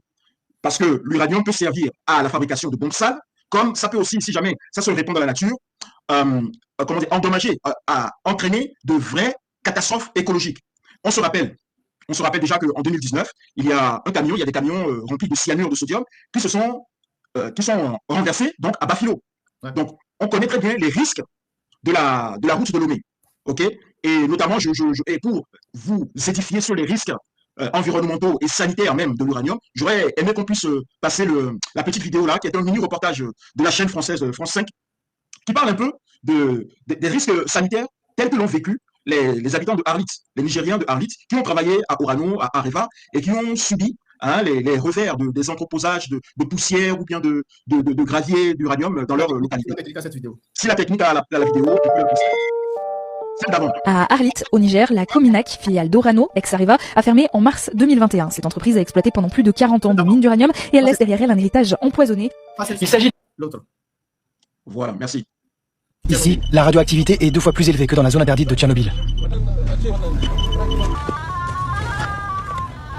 150, 160. Très vite, notre compteur s'emballe. 3000 coups par seconde. Soit 30 fois au-dessus de la radioactivité naturelle. Une personne qui resterait ici 1h30 par jour dépasserait largement les doses maximales de radioactivité recommandées par année. Des éléments très radioactifs comme ça au milieu d'Arlit, qu'est-ce que ça vous inspire? Je suis choqué, et c'est ça qui m'amène dans cette ligne. Et c'est pourquoi j'ai risqué mon travail, j'ai risqué tout. Alors, ça, c'est un document qui montre le côté très dangereux de ce minerai-là. Et ce document a été fait au Niger. Et nous l'avons diffusé pour montrer l'exploitation de ce minerai pendant des années par la société française n'a pas bénéficié à ces populations nigériennes, certainement à l'élite nigérienne, au chef d'État, au ministre, mais la population n'a rien gagné là-dedans. Et donc, ce sont les risques de l'exploitation de ce minerai et c'est aussi les risques de transport que ce minerai pourrait créer en cas d'accident, alors que nous sachons que chez nous, la route nationale numéro 1, elle est totalement dégradée, il y a des titans qui tombent tous les jours et qu'en plus, notre route nationale numéro 1, elle passe dans toutes les villes et les villages, c'est pas une autoroute, donc c'est une ville, c'est une route qui passe dans des milieux densément peuplés. Et donc, c'était une cargaison qui était quand même à risque. Est-ce que dans le scénario, dans les hypothèses les plus farfelues, la réussite de ce coup d'État aurait permis, par exemple, de rediriger cette cargaison vers son circuit habituel. Parce que ceux qui le faisaient rentrer par le Bénin depuis des années, ils savent comment ils le faisaient rentrer pour aller le charger au Bénin, là où les routes sont beaucoup plus bonnes que le Togo. Au-delà de ça, quand on s'en tient aux événements du dimanche dernier, lorsque les faits ont été mis sur la place publique, il y a une tentative de coup d'État au Bénin, et que les auteurs ont échoué et qu'ils étaient poursuivis par les forces béninoises, les forces de la CEDEAO, les forces spéciales françaises qui sont intervenues, ils se sont repliés en 2 axes. Il y a un premier axe qui a pris 2 officiers supérieurs en direction du nord, donc ils ont fini par les libérer à Tchaoulou, qui est le village de Yaïboni, mais il y a Tigri qui a battu en brèche vers le Togo. En tout cas, les premières informations sont celles-là. Et entre-temps, il y a un avion de reconnaissance, je ne sais pas si on a cet avion-là, on a le circuit de cet avion-là, qui a balayé toute la zone, jusqu'au niveau de Anéron. Non, c'est pas cet avion. Il y a un avion. Bon, si vous n'avez pas l'image, c'est pas la peine de le diffuser. Donc, il y a un avion qui a balayé toute la zone jusqu'au niveau de Anéron. Et tout porte à croire que cet avion qui faisait la ronde, qui collectait les informations, suivait les gens qui étaient en train de battre en retraite. Et quelques jours après, selon Jeune Afrique, les autorités béninoises ont déclaré que le principal auteur du coup d'État se trouvait au Togo et principalement à Lomé 2. Ils n'ont pas dit au Togo de façon vague, ils ont dit Lomé 2. Je rappelle que Jeune Afrique est un journal qui est au service des chefs d'État africains. C'est un journal des palais. C'est le journal qui fait le plus de propagande pour les chefs d'État africains, y compris le Togo. Et si ce journal, Jeune Afrique, qui a des entrées dans les palais, dit que Tigri se trouve au Togo, mais pas à Torresewa, mais pas à Neho, mais pas à Badja, mais pas à Gomé-Brozou, mais à Lomé 2, l'information est bien précise, à Lomé 2. Et Lomé 2, on sait tous qui habite à Lomé 2, où sont ceux qui habitent à Lomé 2. Et quelques jours plus tard, c'est Reuters qui redonne la même information, toujours selon les autorités béninoises, et puis après c'est BBC qui dit que le gars se trouve à Lomé 2. Donc si le gars, en battant retraite, se retrouve à Lomé 2, ça veut dire qu'ils ont dit qu'il a franchi la frontière du Mono, ça veut dire qu'ils l'ont suivi. Et donc s'il est rentré au Togo, ça veut dire qu'il y a des gens qui l'ont récupéré pour l'amener jusqu'à Lomé 2. Parce que Lomé 2, c'est pas un quartier où tout le monde rentre, même les Togolais ne rentrent pas à Lomé 2 comme ils veulent. Donc ils ont dit qu'il est à Lomé 2. Mais le mardi qui a suivi, la technique peut montrer l'image de l'avion qui est parti au Niger, le mardi qui a suivi, cet avion dont l'immatriculation a été anonymisée, donc il a été rendu invisible. Donc cet avion a quitté Lomé autour de, en début d'après-midi, je vais voir l'heure, autour de 14h38. Donc cet avion que vous voyez, cet avion, a décollé de Lomé le mardi et est parti au Niger. Jeune Afrique a dit que Faure Gnassingbé a fait un aller-retour au Niger le mardi après-midi. Mais quand nous, on a essayé de vérifier par le tracking des avions, on voit que cet avion a quitté Lomé le mardi. Il faut montrer l'allée d'abord. A quitté. Il faut montrer l'allée, la première image. Non, la première image, l'allée technique. Voilà. Donc, cet avion, donc Airbus A318.112, dont l'immatriculation pendant le trajet a été anonymisée, a été verrouillée, nous avons réussi à le déverrouiller, a quitté Lomé et est parti au Niger. Qui était dans l'avion? Jeune Afrique dit que c'est Faure qui a fait un tour. Était-il seul dans l'avion ou l'avion a servi à déplacer quelqu'un? Ce n'est que des spéculations de journalistes. Donc, qui était dans l'avion? Pourquoi l'avion est parti au Niger? Qui était soupçonné d'être derrière cette histoire-là. Donc, l'avion va au Niger, il part de Lomé à 14h38, il va au Niger, et revient le soir. Il faut nous montrer le retour de l'avion. L'avion revient le soir, et vers, je vais voir l'heure qui est en bas. Vers 20h. Vers 20h, l'avion revient à Lomé et atterrit à l'aéroport de Lomé. Donc, voilà. Mais ce qu'il faut surtout ajouter, préciser, c'est que c'est le même jour que la CEDEAO déclare l'état d'urgence dans la sous-région. Ouais. D'accord? Et normalement, et la mobilisation de la force en attente également. Ouais. Alors, c'est le jour où, normalement, toute la sous-région était en effervescence. Ouais. D'accord? Donc, on comprend difficilement comment un chef d'État peut, en tout cas, mobiliser son avion personnel qui fait un aller-retour dans la même journée dans ce contexte un peu tendu sur le plan sécuritaire. Voilà ce que je voulais un peu préciser. Et donc, cet avion va au Niger, mais avant de partir au Niger, ils ont tenté de le rendre anonyme, invisible, pour qu'il ne soit pas tracé. Bon. Nous, on a d'autres moyens pour tracer les avions. Et donc, on a retrouvé le trajet de cet avion-là après que Jeune Afrique ait annoncé que Faure a fait le tour au Niger le mardi dans la journée. Et donc, voilà le parcours de cet avion. Est-ce que qui cet avion a amené au Niger? Parce que déjà, le dimanche, le lundi, Jeune Afrique ou les Béninois disaient déjà que Tigri était à Lomé, il était à Lomé 2. Bon, donc on ne veut pas rentrer, on ne veut pas tirer de conclusion. Donc, cet avion revient à Lomé. Et le mardi qui a suivi, donc cet avion revient, le mardi, le mercredi ou le jeudi, cet avion remonte sur Paris. Et est-ce qu'on peut ajouter quelque chose? Donc, le mardi, le 9 décembre, cet avion fait cet aller-retour étrange au Niger. Mais le 10, il faut savoir que Orano dépose devant le... Et on revient encore avec le lien avec l'uranium. Orano dépose devant le tribunal arbitral une requête pour la saisie du stock d'uranium litigieux, qui est désormais donc à Niamey. Donc, c'est, on va dire, derrière Orano, il faut comprendre la France, l'État français. Donc, l'État français demande la saisie de l'uranium, du stock d'uranium litigieux qui est actuellement en mouvement. Donc, le 11 décembre, le lendemain 11, voilà. Donc, c'est celui-là. Le 10 décembre, voilà. Et le 11 décembre, c'est là où on remarque que l'avion présidentiel de Faure Gnassingbé refait encore un autre voyage sur Paris. Voilà. Donc, l'avion, le 11 décembre, remonte à Paris. On ne sait pas qui est dedans, on ne peut pas dire qui est dedans, mais l'avion, quand même, en le traçant, il revient à Paris. Et l'avion retourne à Lomé le samedi, c'est ça? Exactement, hier, il revient à Lomé hier. Hier, l'avion revient à Lomé hier. Et hier, l'avion sera encore anonyme et remonte à Yamtougou. On va regarder l'avion qui remonte à Yamtougou. Hier. Technique. L'avion remonte hier à Yamtougou. Vous allez voir. On attend que la technique intervienne. L'image que vous voyez là, l'image que vous voyez là, c'est l'image de l'accident de camion, de cyanure, qui est survenu à Bafilo en 2019 et qui a entraîné donc la mort de plusieurs animaux et voilà, de la végétation dans le coin. Voilà. Pour vous dire un peu, pour vous montrer un peu les conséquences d'un accident éventuel de ce qu'on voit au Togo. Voilà. Et donc, si la technique a retrouvé le trajet de l'avion, donc l'avion de Faure remonte à Yamtougou hier, à son retour de Paris, autour de 20h. Et ce matin, cet avion est retrouvé, on le retrouve à Abuja, où s'est ouvert ce matin le sommet des chefs d'État de la CEDEAO, ce qui montre que Faure est à Abuja, puisqu'il y a un communiqué officiel qui annonce que Faure s'est rendu à Abuja. Donc, ce sont les éléments factuels qu'on essaye de partager avec vous, qu'on a collecté. Ce sont des données. Le journaliste, il collecte les données, il les présente. Après, chacun fait ses analyses. Et ce sont les éléments factuels qu'on essaie de collecter pour vous donner. Et les Béninois, selon Reuters et selon BBC, auraient introduit auprès du Togo une demande d'extradition de Tigri, qui est l'auteur principal de la tentative de coup d'État. La question de savoir si le fameux Tigri est encore au Togo ou s'il est ailleurs. De toutes les façons, les Béninois, en suivant Tigri dans son repli, ils ont eu des éléments de preuve, ils ont collecté des données que ce Tigri est rentré au Togo par le Mono et se trouvait à Lomé 2. Et donc, si demain on le retrouve dans un autre territoire, la question qu'on doit se poser est de savoir comment a-t-il quitté le Togo pour se retrouver dans un autre territoire ailleurs. Donc, voilà les éléments factuels qu'on a voulu vous montrer. Pour conclure, pour vous dire à la fin, et Ditri aussi va vous faire cette observation, pour vous dire à la fin que ce qui s'est passé au Bénin n'a rien à voir d'un coup d'État ordinaire. C'est des enjeux énormes. C'est des enjeux énormes avec derrière des ramifications qui ont voulu, avec des puissances, des ramifications, qui ont voulu prendre le contrôle de ce pays-là. Et c'est peut-être ça qui justifie aussi l'intervention de la France. C'est une analyse. Peut-être que les Français aussi savaient que derrière, il y avait tous ces enjeux-là. C'est pour ça qu'ils ont dépêché les forces spéciales pour intervenir. Donc, le golfe de Guinée ou le Bénin se retrouve aujourd'hui dans une zone grise où les intérêts de plusieurs puissances se croisent. Donc, pas seulement le Bénin, le Togo, le Bénin. Et au-delà, on peut aussi dire que les pays qui sont enclavés et qui n'ont de salut que par leur accès à la côte, ils se disent, mais si on continue comme ça, on va être étouffé. Il faut qu'on essaye de dégager la côte pour pouvoir avoir un accès. Donc, d'où les velléités expansionnistes de ceux qui sont dans le Sahel, qui veulent avoir des amis sûrs sur la côte. Le Togo étant déjà un de leurs amis, ils ont voulu en avoir un second pour avoir un accès total à deux infrastructures de la zone de la côte et donc fragiliser peut-être davantage la CEDEAO, d'où l'intervention assez musclée de la CEDEAO et de la France et puis de la Côte d'Ivoire pour mettre fin à cette affaire de tentative de coup d'État. Donc, voilà les éléments que nous, on a voulu partager avec vous. Et je rappelle que ce n'est pas d'aujourd'hui qu'on cite le Togo dans les mauvais coups. En 1977, je vais vous lire pour les jeunes, j'ai un doyen avec qui j'ai partagé des trucs hier.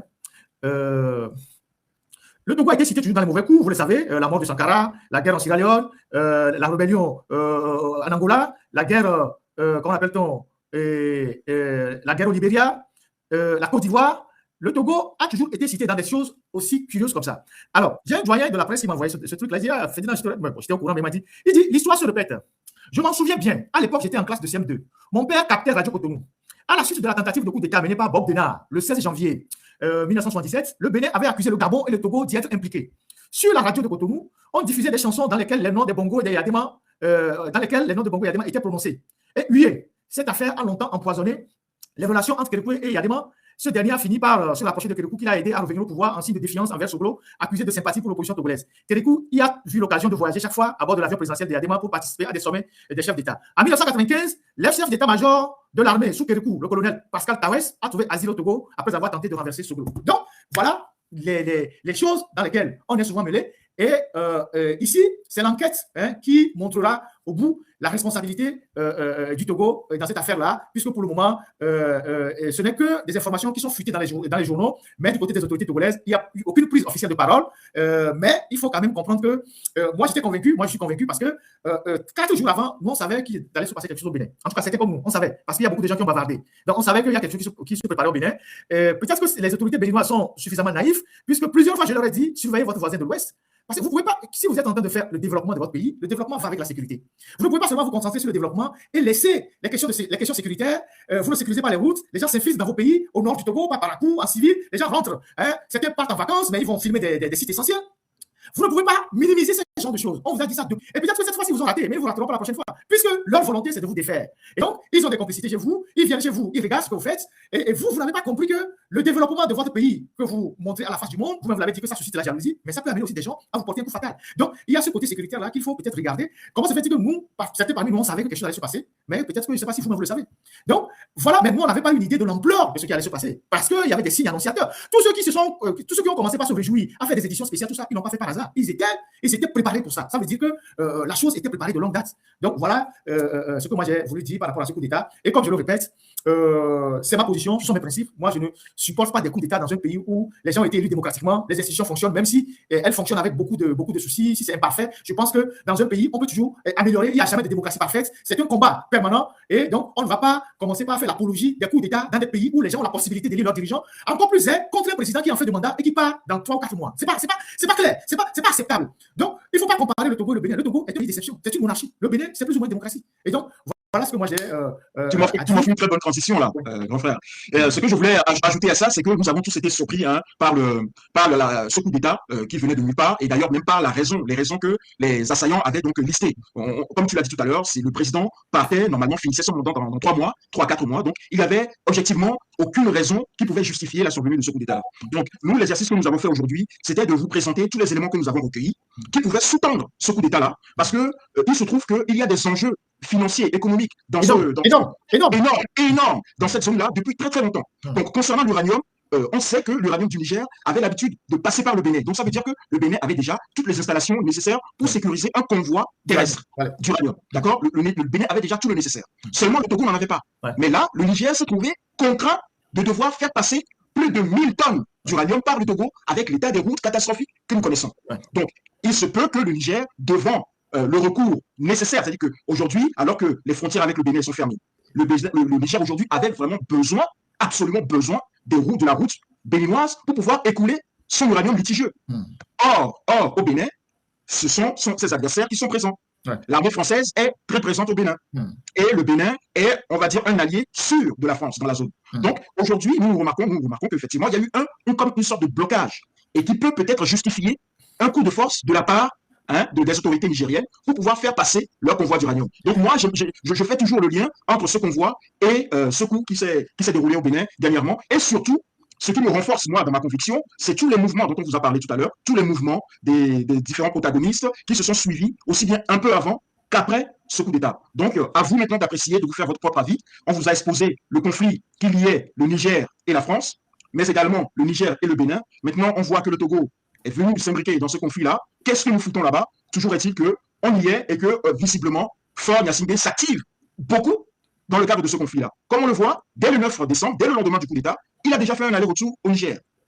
D'accord? Et le jour suivant, il fait un aller à Paris. Donc, qu'est-ce qui peut expliquer ça? On n'a pas l'assurance qu'il est venu à Paris, on a l'assurance qu'il est allé au Niger. On n'a pas l'assurance, mais son avion officiel avec l'immatriculation officielle, c'est le call sign officiel dont on parle, s'est déplacé à plusieurs reprises à Paris. Donc, ça soulève d'énormes questions sur le rôle du Togo dans cette histoire-là, et le fait que, ce qui est encore plus grave, le fait qu'on n'ait pas de communication publique du gouvernement français depuis la survenue de ce coup d'État-là. Donc, tout cela, mis ensemble, fait qu'on a d'énormes questions, on a des doutes.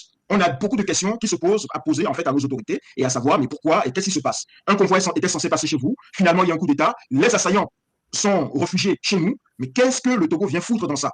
Donc il est très important que les autorités aujourd'hui se mettent en branle, c'est-à-dire se mettent en mouvement pour répondre à toutes ces questions-là et surtout faire une communication officielle sur ou la condamnation de ce coup d'État ou le fait que ce convoi d'uranium doit passer par le Togo. Parce que même sur ça, il n'y a aucune communication, alors que c'est très risqué. Ce convoi qui va passer par nos routes, avec l'état dans lequel elle est, ce convoi est un convoi très dangereux pour toutes les populations du Togo. Comme on l'a vu, ce uranium-là, ce toxyde d'uranium, ne se dégrade pas vite. Comme on l'a vu dans le reportage, c'est des milliers d'années. Et le bateau russe est toujours au large des côtes togolaises. Et le bateau russe est toujours un bateau qui est sous sanction, un bateau de contrebande, qui est arrimé au large du port de Lomé. Pourquoi il veut faire un bateau fantôme, un navire fantôme russe dans le port de Lomé? Donc il faudrait que les autorités, ou tous ceux qui prétendent être des autorités du Togo, communiquent sur ce sujet-là et rassurent les Togolais. Ce n'est pas normal qu'elles gardent le silence comme ça depuis le 7 décembre et qu'elles ne disent rien, alors qu'on voit que le président du Conseil est en train de bouger dans tous les sens. Du moins, on suppose que ce sont l'avion officiel bouge dans tous les sens. Et pour finir, j'aimerais dire que nous connaissons déjà un conflit fratricide entre deux pays voisins, deux pays frères, qu'est la RDC et le Rwanda, qui est un conflit dont la cause est principalement les ressources minières. Alors, nous savons que depuis une dizaine d'années, ce conflit a fait des millions, près de 6 millions de victimes, et encore plus de déplacés. Alors, nous, Togolais, nous ne voulons pas que cette chose se répète dans notre zone, dans notre pays. Nous ne sommes que 9 millions de personnes au Togo.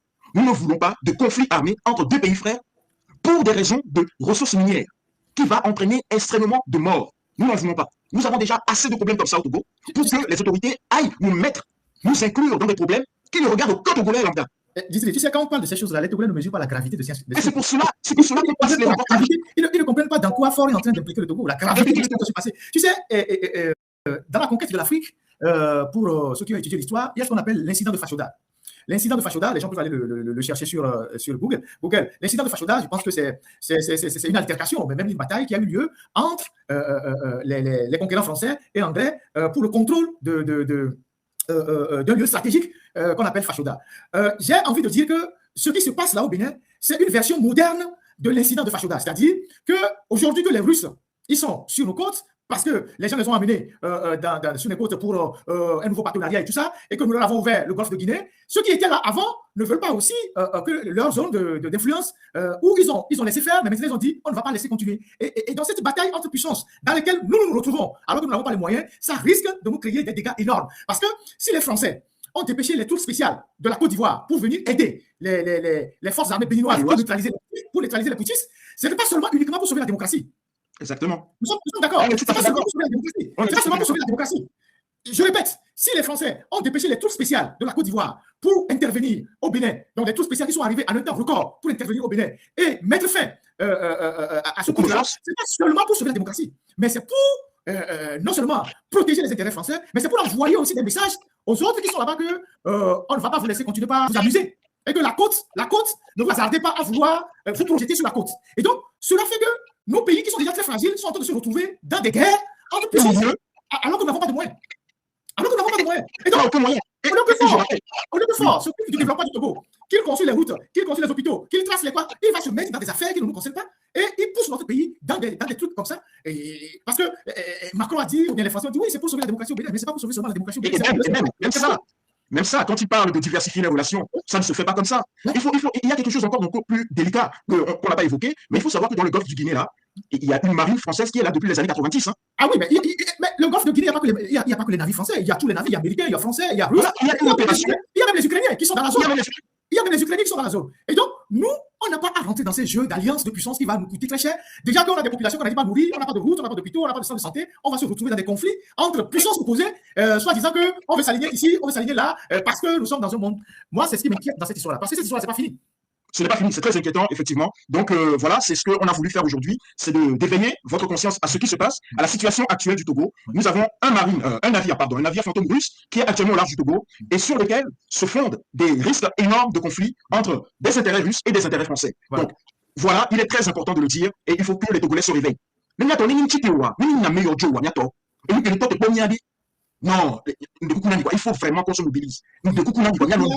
Il y a des analystes qui sont allés dans le même sens que nous, des analystes qu'on ne peut pas partager avec vous dans ce live-là. On peut vous envoyer des liens. Des gens qui, sans qu'on ne les connaisse, se désespèrent en relations internationales, qui ont eu la même analyse que nous. Exactement. On les connaît pas, on ne s'est jamais vu, on a découvert aussi leurs analyses comme ça, où ils décrivent exactement les jeux d'intérêt qui sont en train de se passer aujourd'hui. Et comme je viens de le dire tantôt, puisque c'est une cargaison litigieuse et que des puissances se battent pour le contrôle de cette cargaison-là, les États qui s'entremêlent peuvent avoir des effets de choc ou des effets sismiques. Et donc, voilà la raison pour laquelle, dès que les histoires ont commencé, c'est vrai que le coup d'État, la tentative de coup d'État au Bénin avait des enjeux, il y avait plusieurs intérêts. Hein. Le Togo aurait pu déblayer la route pour placer de 7 pions, libérer la maîtresse nationale, et donc c'était une opération prise une brique qui a échoué. Mais les autres avaient l'intérêt à ouvrir la zone pour pouvoir faire passer les marchandises. Et donc, selon ce que les Béninois disent, que ceux qui faisaient le coup d'État devaient proclamer leur adhésion à l'AES, alors que l'AES n'est pas, le Bénin n'est pas un pays de l'AES. Et je suis certain que si le Bénin avait dans cette crise-là, si les putschistes avaient réussi leur coup et que les militaires déclaraient rejoindre l'AES, le Togo allait aussi dire ouvertement qu'il rejoint aussi l'AES.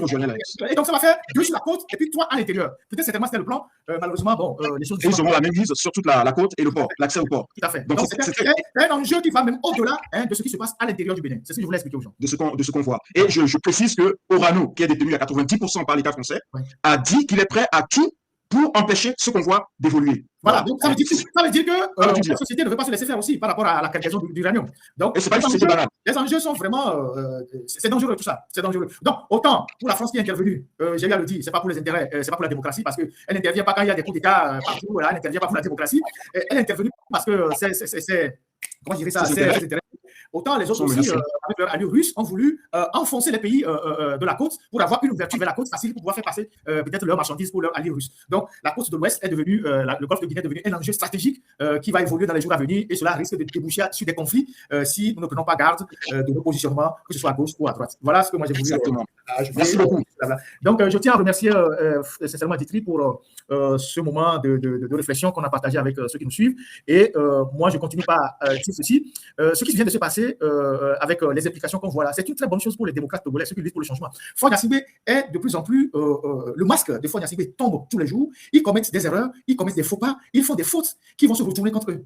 Et donc, là, on voit bien que les autres pays qui traitaient le Togo avec un peu de naïveté, qui pensaient que le Togo, c'est un pays qui ne voulait pas comprendre le jeu trouble du Togo, sont en train de se réveiller. Et cela va avoir, dans les jours qui viennent, des conséquences. Et donc, Faure Gnassingbé est de plus en plus en étroit aujourd'hui. On voit qu'il est très embêté. Ils ne peuvent pas s'exprimer. Ils ne disent rien. Bon, on nous sort une histoire que, bon, il y a des militaires qui sont venus de la Côte d'Ivoire parce qu'ils ont trouvé de nouveaux communicants pour créer un dossier dans le dossier. Donc, c'est une manière de noyer le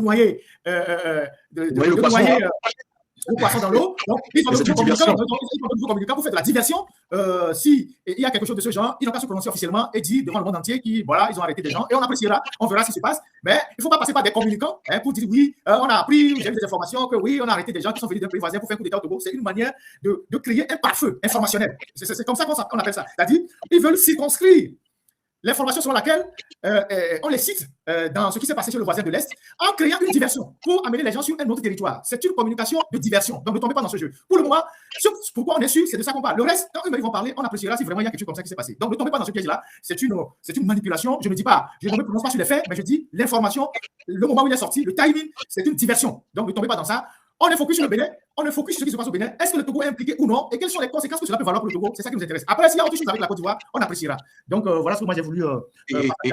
Et j'ajoute encore, désolé, hein, vraiment, tu me donnes vraiment du pain à moudre. Donc, effectivement, pour ce genre de questions, moi, j'aimerais bien ajouter que pour une question de défense nationale, il est quand même inconcevable que ce soit un influenceur qui soit chargé de faire la communication de cela. Donc, pour moi, je ne prends pas cette information au sérieux parce que j'estime que pour une question où la défense nationale du pays est menacée, c'est au ministre de la Défense, au ministre de la Sécurité, au ministre de l'Intérieur, de sortir faire un communiqué et alerter le pays si on a une menace extérieure qui arrive et si on est en guerre ou pas. C'est au ministre de faire cela. On ne cherche pas un panafricain controversé de venir donner cette information.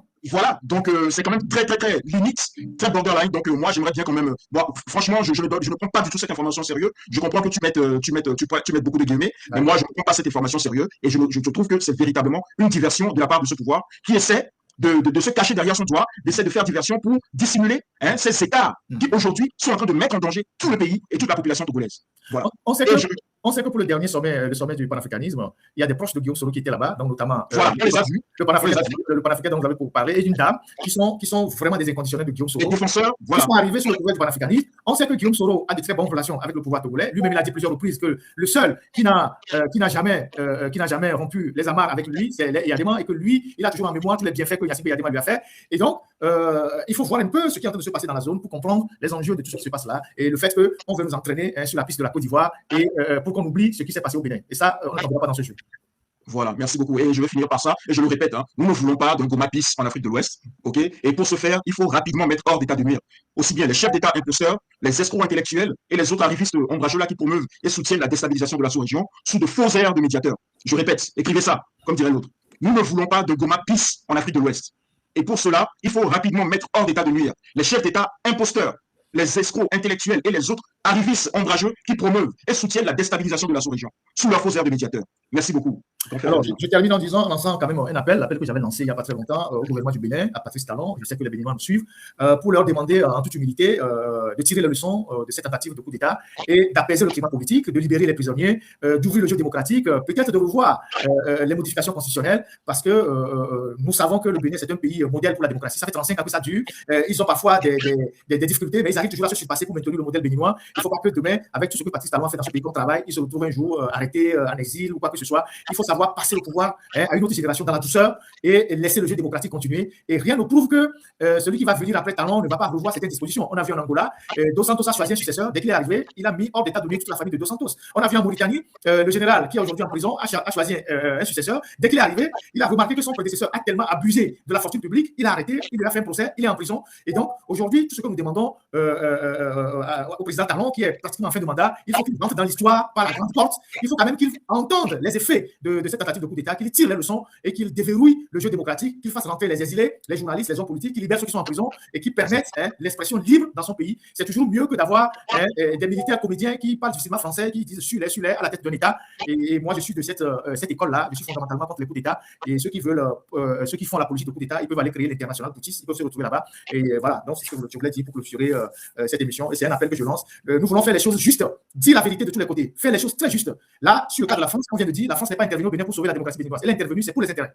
Et donc, c'est un jeu d'influence qui est là. Donc, on dit les choses très justes. On n'a pas là pour soutenir qui que ce soit. Quand c'est Israël, on dénonce. Si c'est la France, on dénonce. Si c'est l'Allemagne, on dénonce. Si c'est les États-Unis, on dénonce. Si c'est les Indiens, on dénonce. Et donc, nous faisons ces dossiers-là depuis des années.